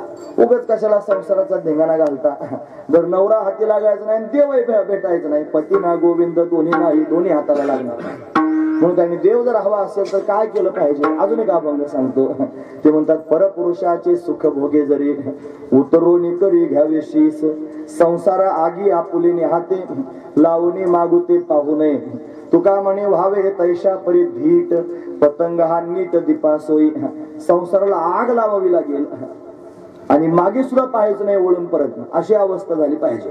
तेव्हा परमात्मा भेटत असतो. महत्वाची गोष्ट आहे. आता आग लावायची म्हणल्यावर लोक लगेच घासलेटचं डबडं ते सगळं पाहून, काढेल डबडं पाहून त्याच्यावर त्यांनी घासलेट वाटायचं. आग लावायचं असलं डोक्यात आणू नका. नाही तर ते एखादा वैतागला असेल त्यांनी घरात बायका पोराला दिल पेटून, वैताग घोटाळा नाही तर असं नको व्हायला. म्हणून त्यांनी मला तसा अर्थ लावायचा नाही. मग कसा अर्थ लावायचा?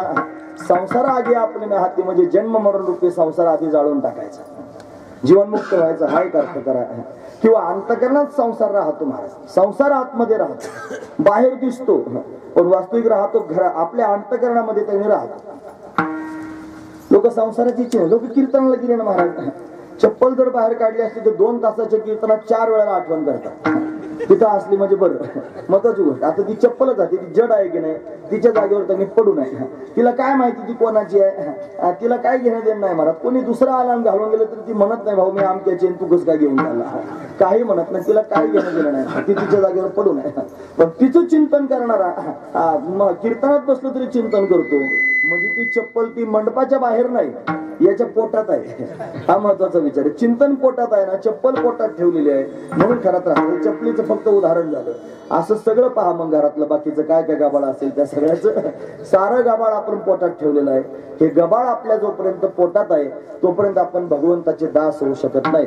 एक ओवी सांगतो म्हणजे लक्षात येईल. माऊली म्हणतात मज हे शरण रे घिजे, देव म्हणतो, माऊली वर्णन करून सांगतायत, मज हे शरण रे घिजे आणि जीवित्व ही असे जे ढिग बोले या न लजे प्रज्ञा केवी.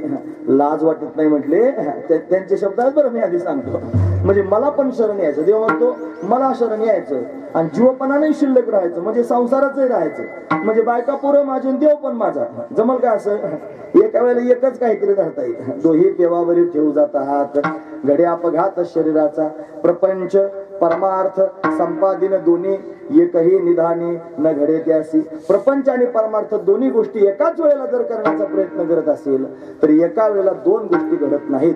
मग काय होतं, दोही पेवावरी ठेवू जाता, 2 डगरीवर जर हात ठेवला तर कोणतंच साधत नाही.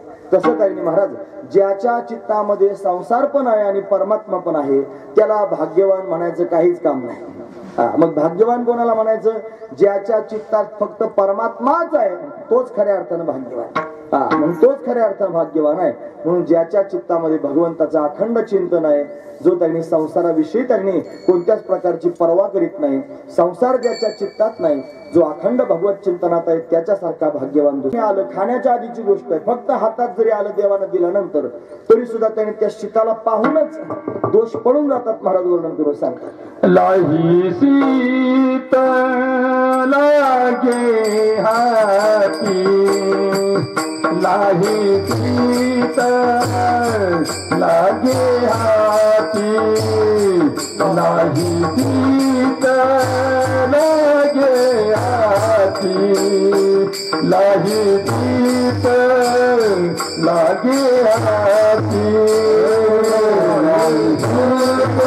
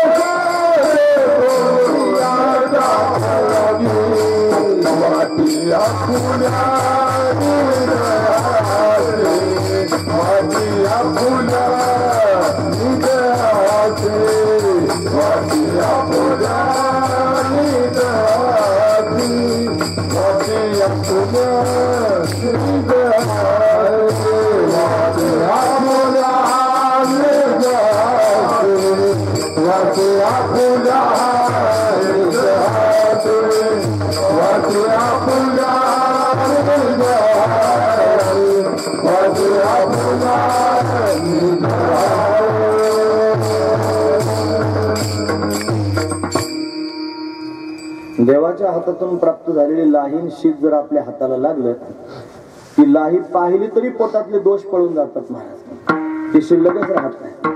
म्हणून त्यांनी या लाहीला फार जास्त महत्व आहे. हे लाही शीत लागे हाती, दोष देखून त्या पळती, सगळे दोष त्यांनी पळून जातात. मग लाहीला पाहिल्यानंतर जर दोष पळून जातात तर ती लाही खाल्ल्यानंतर काय होईल असा जर विचार मनामध्ये आला तर भगवंताच्या हाताने प्राप्त झालेला प्रसाद जर खाल्ला तर त्याच क्षणाला ब्रह्मानंद प्राप्त होतो. एवढं विशेषत्व त्या प्रसादात आहे. पण या काल्याचा महिमा वर्णन करून सांगताना लोकराय सांगतात की भगवंताच्या हाताने प्राप्त झालेला हा काला, याच्यामध्ये असणारे जे क्षीर आहे, जे दूध आहे, जे दही आहे, जे नवनीत आहे, जे लोणी आहे, याचा एक थेंब जरी आपल्या हातामध्ये प्राप्त झाला आणि तो जर आपण खाल्ला तर त्याने त्या खाण्यासरशी लगेच जीवाला त्याने महाराज ब्रह्मानंदाची प्राप्ती होते. अभंगाचं शेवटचं चरण. निळामन क्षीरा क्षीराचा तुबू निळामन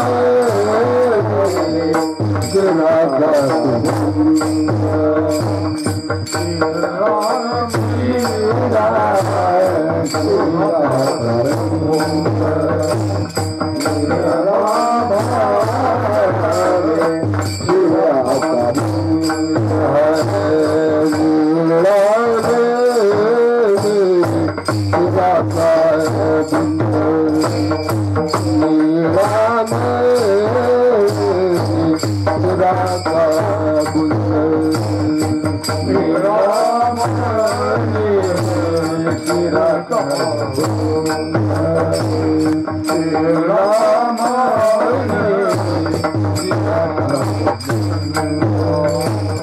लागता ब्रह्मानंद लागता ब्रह्मानंद वाटिया पूजा वाटिया पूजा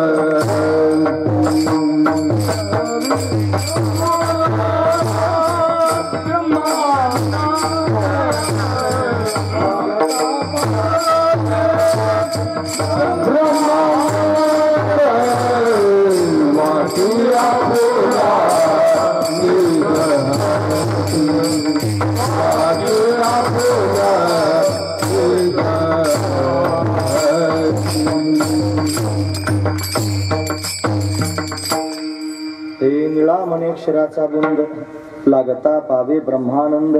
भगवंताच्या हाताने एक शीत जरी प्राप्त झाला, त्याच्या हाताने लागलेले जे क्षीर नाम दूध आहे, दुधाचेच असणारे प्रकार आहेत, त्याच्यातच दही आहे, त्याच्यातच लोणी आहे, ते जर भगवंताच्या हाताने आपल्याला प्राप्त झालं आणि ते जर आपण खाल्लं तर त्याचा परिणाम काय होतो, तर ब्रह्मानंद प्रत्यक्ष प्रगट होतो. हे भगवंतानं दिलेल्या काल्याचं महत्व आहे महाराज. पण आपल्या वारकरी संप्रदायामध्ये कालाच का करतात सगळ्या उपक्रमांच्या शेवटी? त्याचं कारण हेच आहे की सर्वांना ब्रह्मानंद प्राप्त व्हावा. कीर्तनामध्ये देव उभा आहे, तो त्यांनी अशा पद्धतीने हा काला करतो, त्याचा अनुभव सुद्धा येतो महाराज. आम्ही एकदा पंढरपुरात कथा केली बरं महाराज.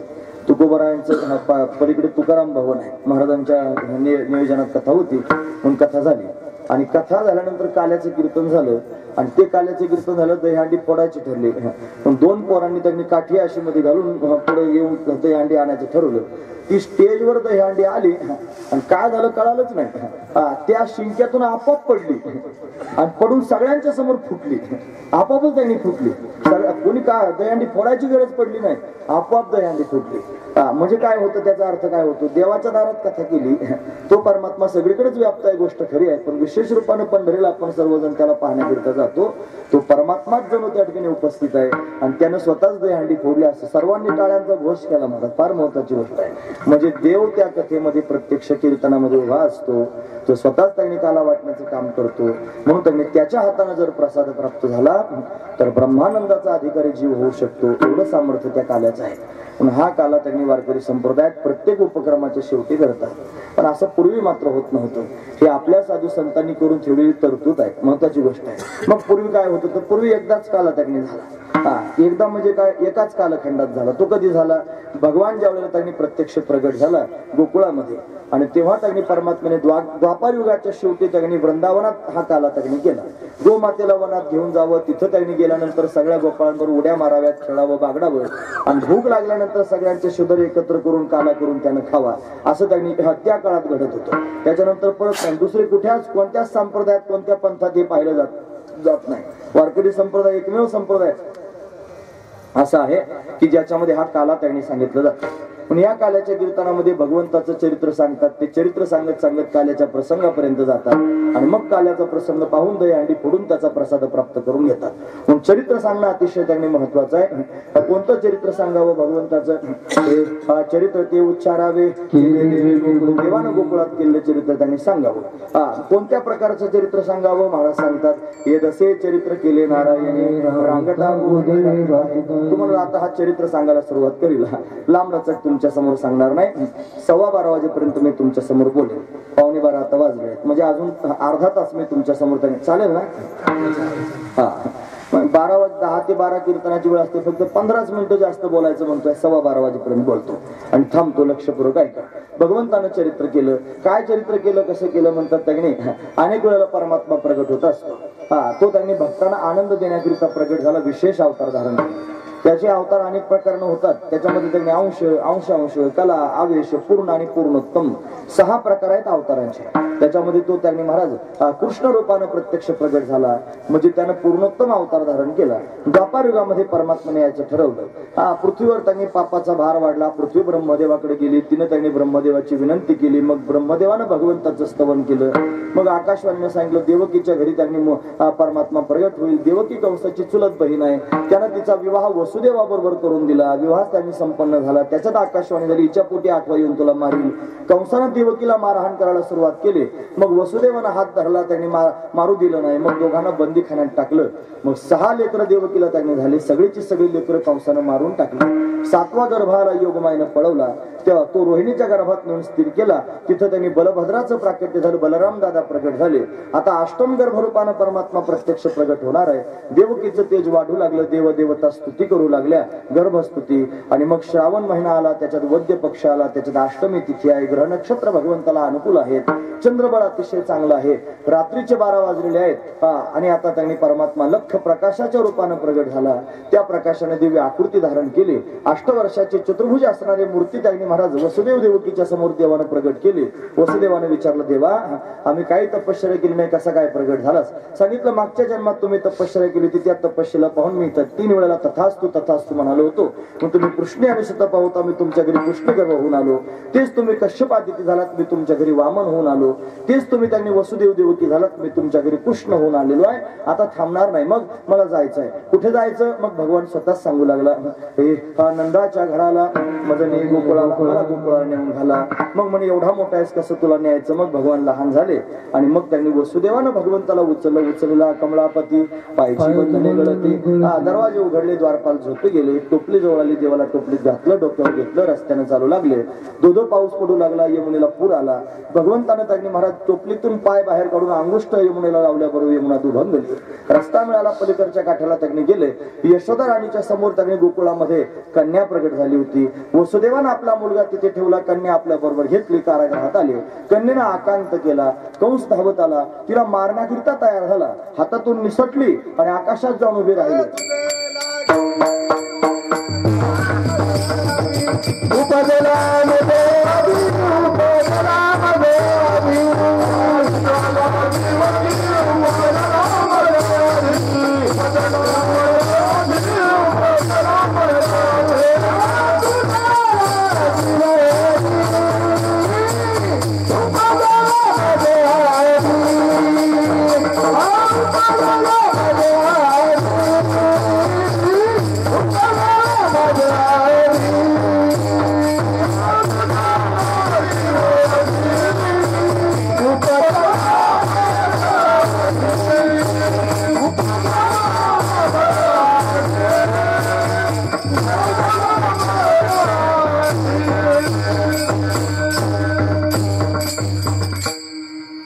तुझं लागी व देव उपजला माझा आधी, तुला मारणारा माझ्या आधी जन्माला आला. त्या देवीने कंसाला सांगून टाकलं. कंस भयभीत झाला. इकडे परमात्मा प्रगट होण्याची बातमी गोकुळवासी लोकांना कळाली. नंद राजाची बहीण आहे सुनंदा. नंदाला 2 बहिणी आहेत. एकीचं नाव नंदा आणि दुसरीचं नाव सुनंदा.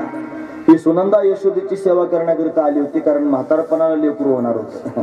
म्हणून बरंच वय यशोदेचं झालं होतं. संतती बराच काळ नव्हती. म्हणून साधू संत घरी आले आणि त्यांनी आशीर्वाद दिला पुत्रवती व्हावं. म्हणून त्यांनी तिला मुलगा होणार, काय करायचं. मग सगळ्या गावाला त्यांनी कळालं, सगळ्या गावानं व्रत केलं. 15 दिवसाची एकादशी केली महाराज, निर्जला एकादशी केली. लहान लेकरापासून म्हाताऱ्या माणसापर्यंत सगळ्यांनी भगवान प्रसन्न झाला. मग यशोदाराणी गर्भवती झाली, प्रत्येकाला आनंद झाला. आपली त्याने नंदराजाची पत्नी गर्भवती आहे, सगळेजण वाट पाहू लागले. पण ती प्रसूत होणार आहे म्हणून हे सुनंदेला कळालं होतं. तिची सेवा करण्याकरिता आली होती. मग तिनं त्यांनी भल्या पहाटे जागाली, खिडकीतून डोकावून पाहिलं. यशोदाराणीच्या समोर कन्हैया दिसला. त्याला पाहिल्यावरून धावत गेली. यशोदेला झोप लागली, ती झोपेत बाळंतपण झालं होतं. आता झोपेत कुठे बाळंतपण होतं का महाराज? बाळंतपण म्हणजे दुसरा जन्म असतो. दुसरा जन्म, बाळाचा तर जन्म असतो, पण आईचा सुद्धा जन्म असतो. एवढ्या भयंकर वेदना होतात महाराज. आता मग झोपेत बाळंतपण झालं का झालं असेल? तिथं माया प्रगट झाली होती. आणि माया किम न करो, तिला काय करता येत नाही. अघटित घटना पटयसी माया. तिच्या प्रभावानं त्यांनी महाराज सगळ्या लोकांना झोप लागली आणि कन्हैया तिथे त्यांनी जाऊन पोहोचला. मग सुनंदेने यशोदेला जाग केला. आता नंदराजाला सांगायला गेले. नंदराज आनंद विभोर त्यांनी झालेले आहेत. आणि मग त्यांनी नवरत्नांची माळ सुनंदेला काढून दिली. ही सुनंदा गवळण त्यांनी महाराज सगळ्या गावात सांगू लागले. हे गवळण सांगे गवळणीला पुत्र झाला यशोदेला. सगळा गाव आनंद विभोर होऊन भगवंताला पाहण्याकरिता येऊ लागला. नंदराजाच्या घरी दाटी झाली, नंदा घरी झाली दाटी. सर्वजण त्यांनी उपस्थित आहेत. कन्हैयाला त्यांनी पाळण्यामध्ये घातलेला आहे. सर्वजण देवाला पाहू लागले. देवाला पाहून सर्व लोकांना विलक्षण आनंद झाला.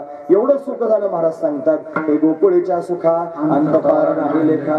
एवढं सुख सर्व लोकांना झालं. सुख त्यांनी झालेलं आहे. काय केलं मग आनंद व्यक्त करण्याकरिता? म्हणे गुढिया तोरणे करीत कथा गाणे. गुढ्या उभारल्या, तोरणं लावली, कथा करू लागली, गाणी गाऊ लागली.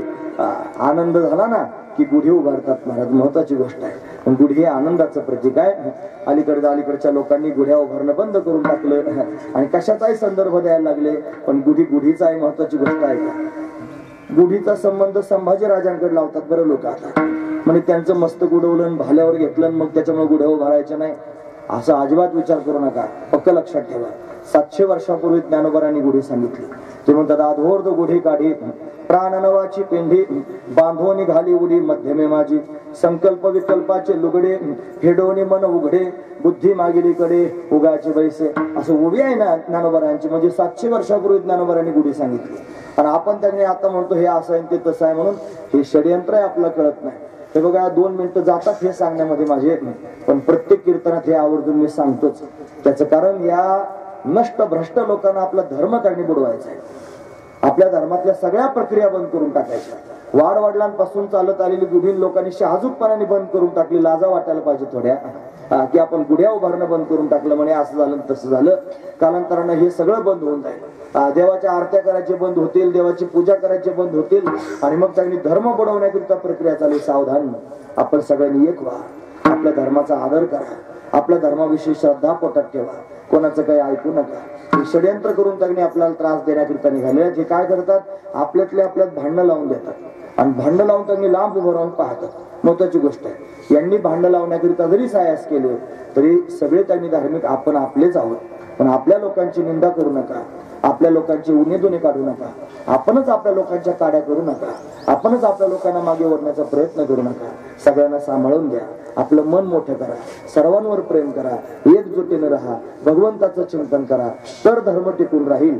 नाहीतर आपल्याच उखाळ्या पाखाळ्या काढता काढता आयुष्य निघून जातं. हे करू नये महाराज. एखादं जर परमार्थ करत असेल पुढे जर आला असेल तर त्याला दुजोरा द्यावा. त्याला उचलून घ्यावं. त्याला सारखं त्यांनी मदत करावी. काय सहाय्यता करता येईल तनानं मनानं धनानं सहाय्यता करावी. पण धर्म टिकवावा महत्वाची गोष्ट आहे. असू द्या. गुढी हा धर्मातला एक भाग आहे. पण गुढी उभारली पाहिजे. हे गुढिया तोरणे करीती कथा गाती गाणे. पण सर्वजण आनंद विभोर झाले. भगवंताच्या प्राकट्यानं सर्वांना आनंद झाला. इकडे मात्र कंसाला दुःख झालं. कृष्ण गोकुळे जन्मला, दुष्टा चळका पसुटला. त्यानं देवाला मारण्याकरिता षडयंत्र सुरू केलं. काय केलं त्यानं त्यांनी पुतनाबाईला पाठवलं. पुतना त्यांनी सुंदर रूप धारण करून आली. नामा म्हणे आली नंदाची घरा, स्वरूप सुंदरा देवांगना. पण देवांगना जशी अप्सरा आली असावी तिने यशोदेला त्यांनी फसवलं आणि फसून तिच्या घरात घुसले. देवाला मात्र त्यांनी कोणी फसवू शकत नाही. यशोदा जरी फसली तरी देव फसण्यासारखा नव्हता. देवानं त्यांनी महाराज ठरवलं हिचा उद्धार करून टाकायचा. मग तिचं स्तनपान करू लागला देव. तिनं आणलेलं विष भगवंतानं पिऊन घेतलं. मग तिला प्रेमपाना फुटला. तोही भगवंतानं प्राशन केला. त्यानंतर त्यांनी तिचे प्राण खेचायला सुरुवात केली. मग पुतना त्यांनी अशा पद्धतीने व्याकुळ झाली. आरडाओरडा करू लागली आणि घराच्या बाहेर पडू लागली. धाडकन जमिनीवर पडलेली आहे. गतप्राण झाली. भगवान तिच्या छातीवर आणि खेळतोय महाराज, गुद्दे मारतोय. दे दनादन दे दनादन. मोठी होती, उंच धिप्पाड होती. तिच्या शरीरावर चढता येईना गोपाळांना. घाबरून तिच्या मागे पळत होती. आपलं बाळ घेऊन गेली. मग काय करायचं, शिड्या आणल्या. शिड्या एकाला एक शिडी बांधली, तिच्या कानाजवळ नेली आणि कानाजवळ नेऊन तिच्या केसांना पारंबी सारखं धरून वर चढली तिच्या कपाळावर आणि कपाळावरून नाकावर आले. नाकावरून हानवटीवर उडी मारली आणि हानवटीवरून पाहायला लागली. मग देव पाहायला तिच्या छातीत गुद्द्या मारत होता. अरे मेलेल्या माणसाला काय मारायचं परत तरी मारतोय. त्याचं कारण असं आहे, याचा स्वभाव आहे.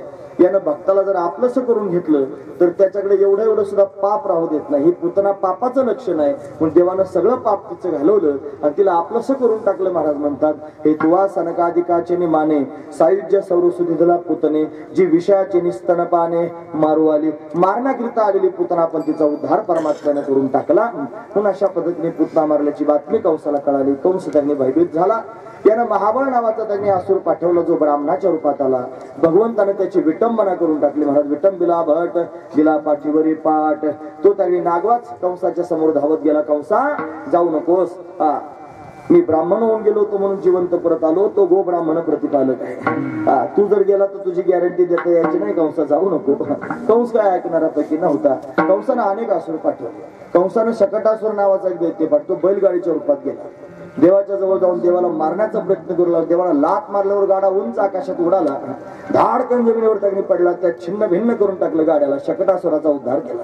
आता देव रांगू लागला. एक दिवशी अंगणामध्ये कन्हैया रांगत असताना सोसाट्याचा वारा आला. हा वारा नव्हता, तो तृणावर्त नावाचा दैत्य होता. हे दैत्यो नामना तृणावर्त कंस भृत्य प्रणवजिता चक्रवात स्वरूपेन जहारासीन वरहकम. भगवंताला उचलण्याकरिता तो आला. दूर उचलून अशा पद्धतीने घेऊन गेला. त्यानं स्वतःचं मुख प्रगट केलं आणि देवाला गिळंकृत करायचं, पण देवानं त्याची मानगूट पकडली आकाशातच आणि पिरगळायला सुरुवात केली. मग हातपाय खडू लागला, आरडाओरडा करू लागला, डोळे फाडू लागला. देवानं सोडलं नाही महाराज. का नाही? त्याचा स्वभावच आहे महाराज असा. एकदा त्यानं धरलं की सोडत नसतं महाराज. त्याचा एकदा छंद लागला की मग बाजूला जाता येत नाही. म्हणून त्यांनी बाकीचे भूत जर लागले तर ते निदान उतारा फेतारा टाकलं की सोडून देतात. महत्वाची गोष्ट आहे. पण हे पंढरीचे भूत मोठे आल्या गेल्या झडपी वाटे, म्हणून तेथे जाऊ नका कोणी, गेले नाही आले परत कोणी. हे भूत मोठे त्यांनी भूत जबर मोठे ग बाई, भूत जबर मोठे ग बाई,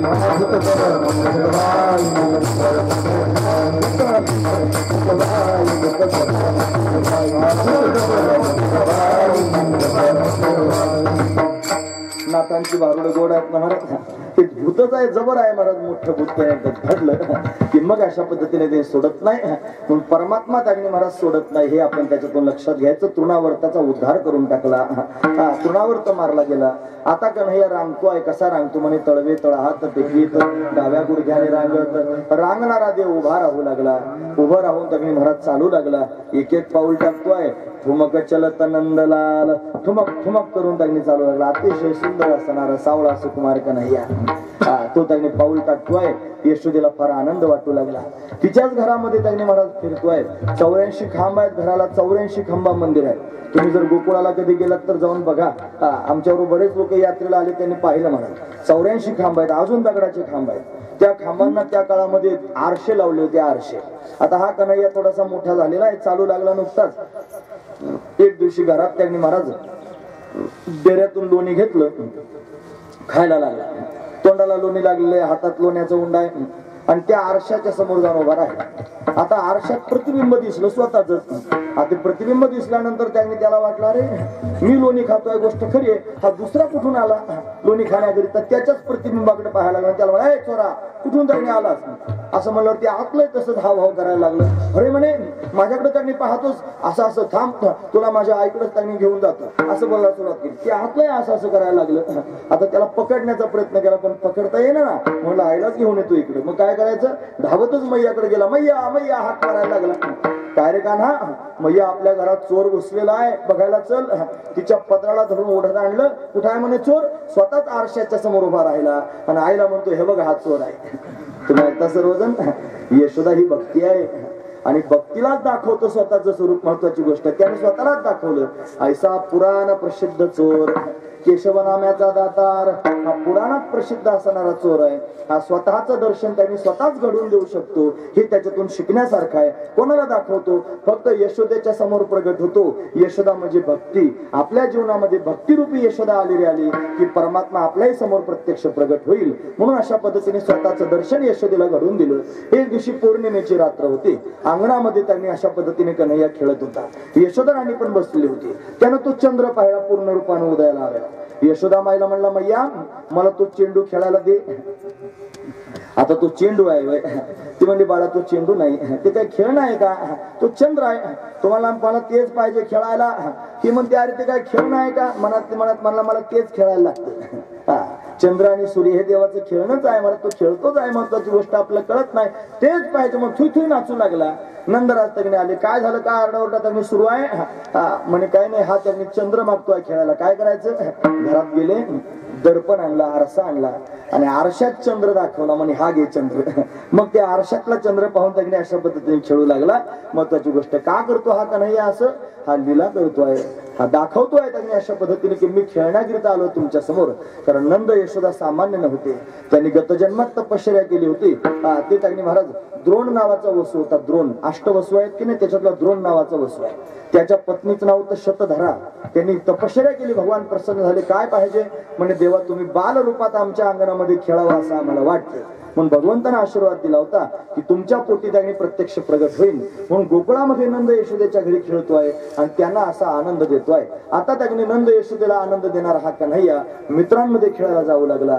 त्याचे मित्र आहेत महाराज पेंद्या, वरद्या, वाकुड्या, श्रीराम, सुदाम, मधुमंगल, मनसुख. हे मी पाठ करून ठेवलेले आहेत. रोज काल्याचं कीर्तन त्यांनी बऱ्याच वेळेला असतं. म्हणून त्यांनी महाराज हे सारे नावं घ्यायचे.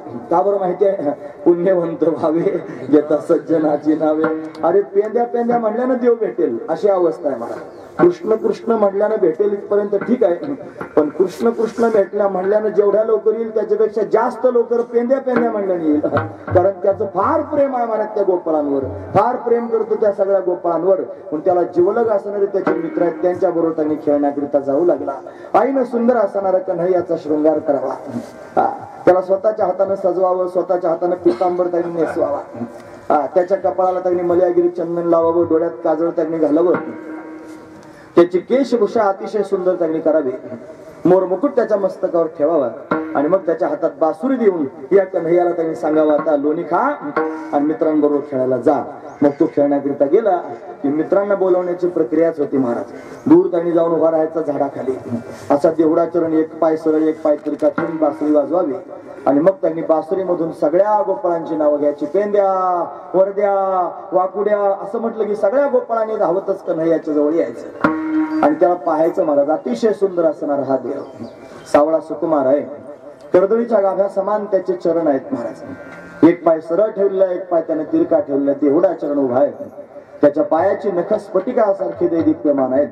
त्यानं पिवळा पितांबर धारण केलेला आहे. त्याची कंबर सिंहासारखी लवचिक आहे. त्याचं उदर त्रिवलीने युक्त आहे. त्याची नाभी अतिशय सखोल आहे. त्याचं वक्षस्थल विस्तीर्ण आहे. त्याचा कंठ शंखासारखा सुंदर आहे. त्याची हनवटी अतिशय मोहक आहे. त्याचे कपोल म्हणजे गाल अतिशय दिव्य आहेत. त्याची नासिका म्हणजे नाक सरळ आहे.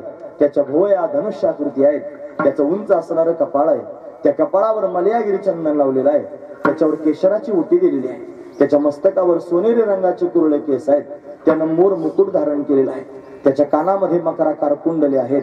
त्याचे ओठ कुंदरू फुलासारखे लाल आहेत. त्याचे दात रत्नांची उळी ठेवल्यासारखे सुंदर दिसत आहेत.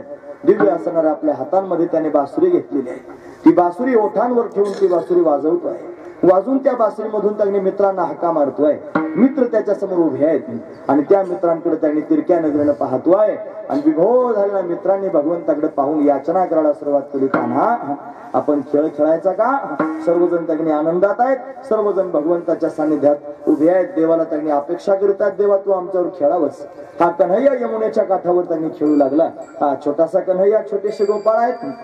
गोपाळांना फार आनंद वाटत होता महाराज. प्रत्येक गोपाळाच्या अंतकरणात भावना होती की हा कन्हैया माझ्यावरच फार प्रेम करतो आहे. तुम्ही ऐकतात ना सर्वजण? देवाचं सानिध्य प्राप्त झालं होतं आणि प्रत्येकाला वाटत होतं हा देव फक्त माझ्यावरच प्रेम करतोय. तर सर्वांवर एवढं प्रेम करत होता महाराज.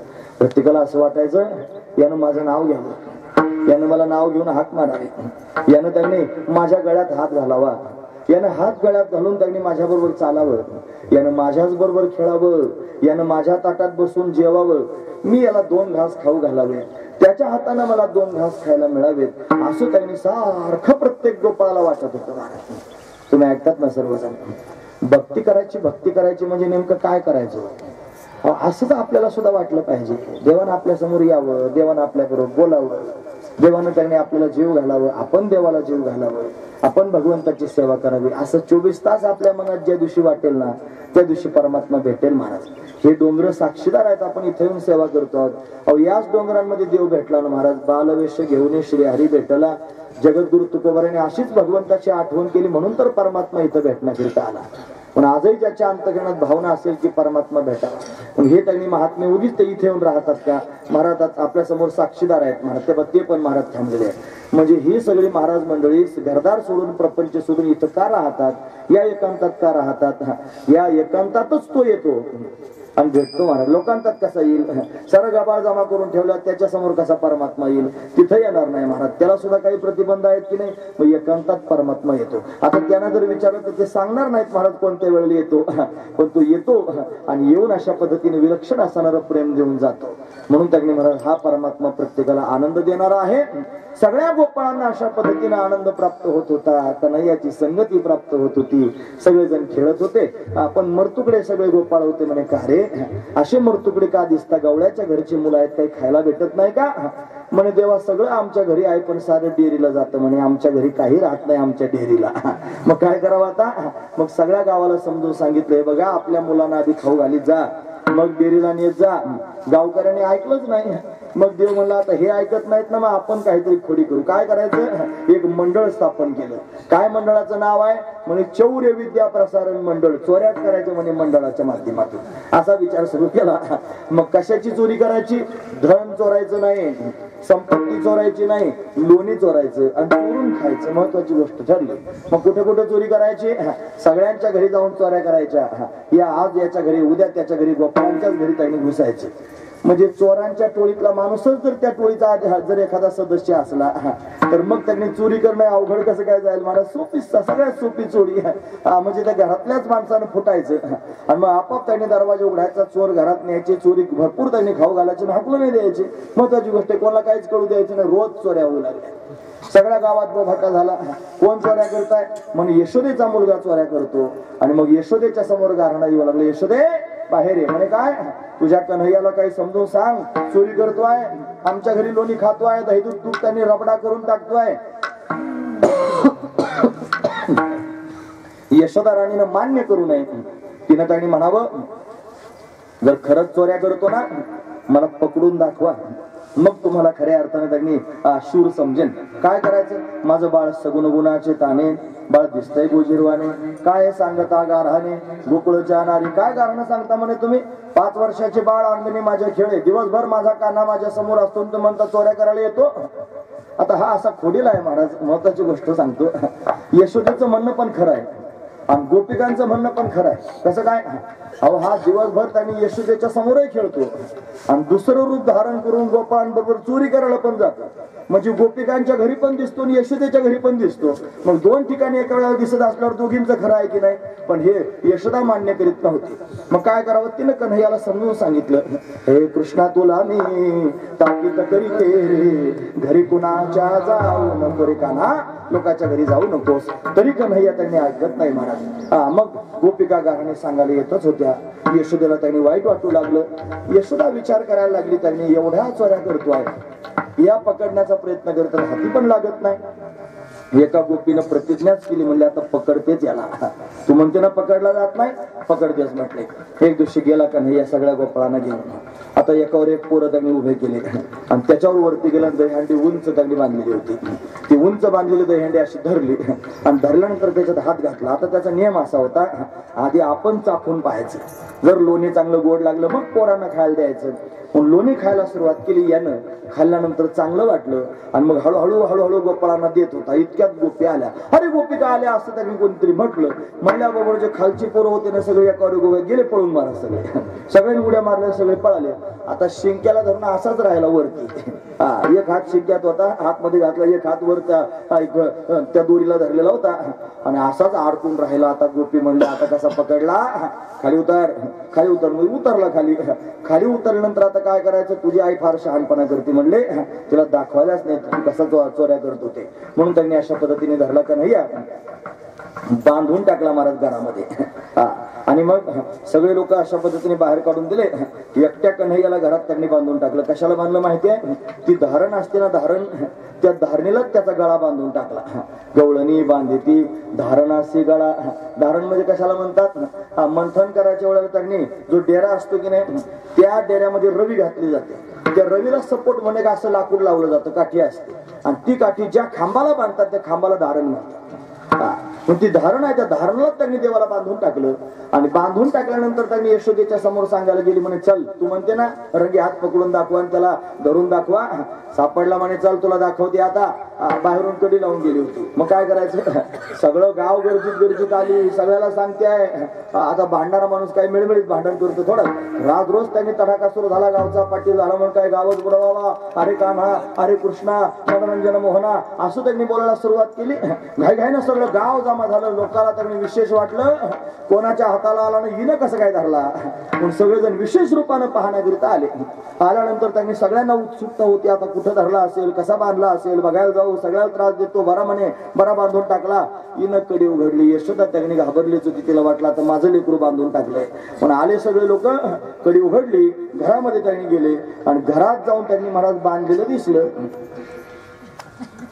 पण कन्हैया नव्हता, तिचंच पोरग बांधलं होतं. मग त्याचा होतो पेंद्यात बांधून टाकला होता. ते म्हणे कुठे कन्हैया, हे काय म्हणे, हा कन्हैया.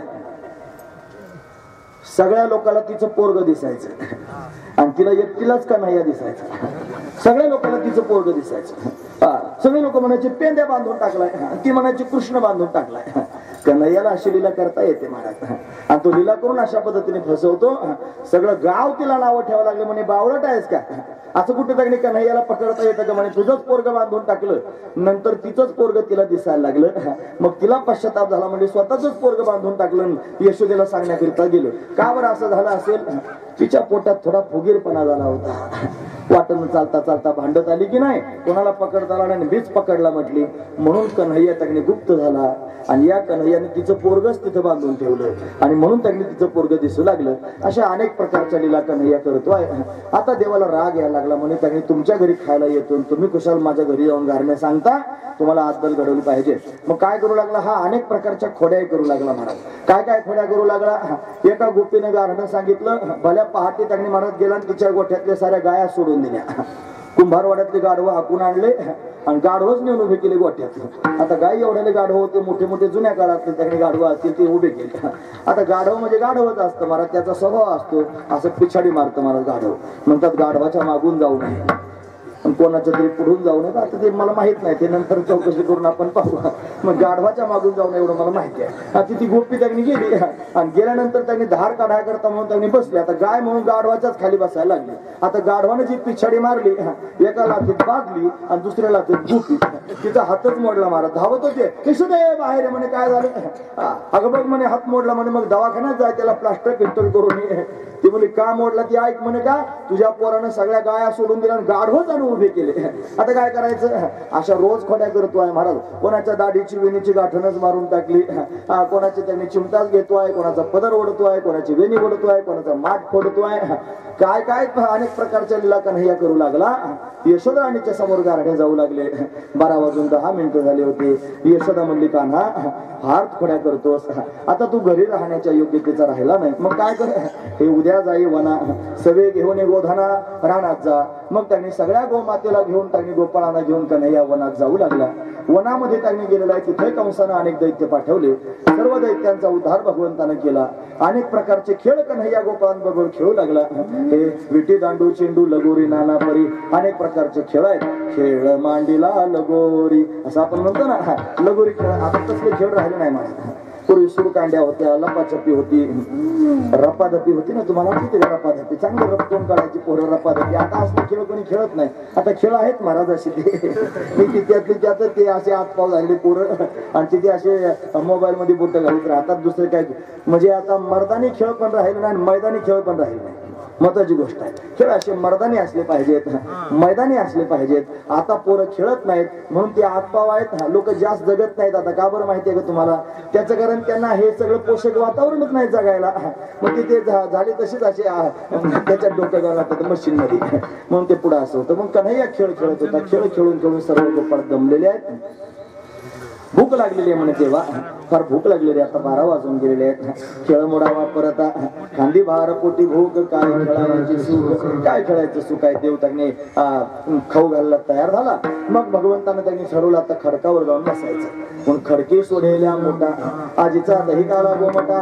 सगळ्या गोपाळांना जवळ घेतलं. कमलाकार सर्व गोपाळांना बसवलं. छोट्या छोट्या गोपाळांना जवळ घेतलं. मोठ्या मोठ्या गोपाळांना जरा दूर बसवलं. सगळ्यांच्या शुदऱ्या पानांच्या द्रोणामध्ये एकत्र केल्या आणि मग एकत्र करून स्वतःच्या हाताने सर्वांना त्यांनी खाऊ घालतोय. वाटी आपुल्या निज हस्ते काला करीती संतजन, सवे त्यांच्या नारायण. वाटी आपुल्या निज हस्ते भाग्याचा तोच पावे येथे. लाही शीत लागे हाती दोष देखून त्या पळते. निळा म्हणे क्षीराचा बुंद लागता पावे ब्रह्मानंद. गोपाळांना ब्रह्मानंद त्यांनी प्राप्त होऊ लागला. भगवान स्वतःच्या हाताने काला त्यांनी देतोय. भागवतकार वर्णन करून सांगतात. हरी हावे भ्रदवेनोम जठर पटयो शृंग वेत्रेचे कक्षे वामे पानो मश्रुण कवलम तत्फलान्यंगुलीषु तिष्ठन् मध्ये स्वपरिसुरधो हास्य नर्मविस्वै स्वर्गे लोके मिषति बुभुजे यज्ञ भुब्बाल केली. गोपाल कृष्ण काला केला. गोपाळ संतुष्ट झाले. सर्वांना आनंद प्राप्त झालेला आहे. हा प्रसंग इथपर्यंतच सांगायचा असतो. आपण त्या मुद्द्यावर आलेलो आहोत. तुम्हाला दिलेल्या शब्दानुसार बरोबर 12:15 वाजलेले आहेत. आता आपण त्यांनी थांबणार आहोत. म्हणून त्यांनी महाराज भगवंतानं काला केला, सर्वांना आनंद प्राप्त झाला. असाच काला भगवंताच्या माध्यमातून आपल्याला प्राप्त होतोय. या दहीलाहीचा आदर केला पाहिजे. पायाखाली तुडू नका. श्रद्धेने त्यांनी अशा पद्धतीने दहीलाही स्वीकारा. भगवान हरिनामाच्या खिचडी कालात घेऊन जाईल आणि हरिनामाच्या खिचडी कालाने जीव ब्रह्माच्या ज्ञानाचा काला प्राप्त होईल आणि जीवनमुक्त होऊन आनंद जीवनाचा त्यांनी घेता येईल. अशी दिव्य स्थिती या काल्याच्या माध्यमातून प्राप्त होते. काला दोघांमध्ये होतो, देव आणि भक्तांमध्ये.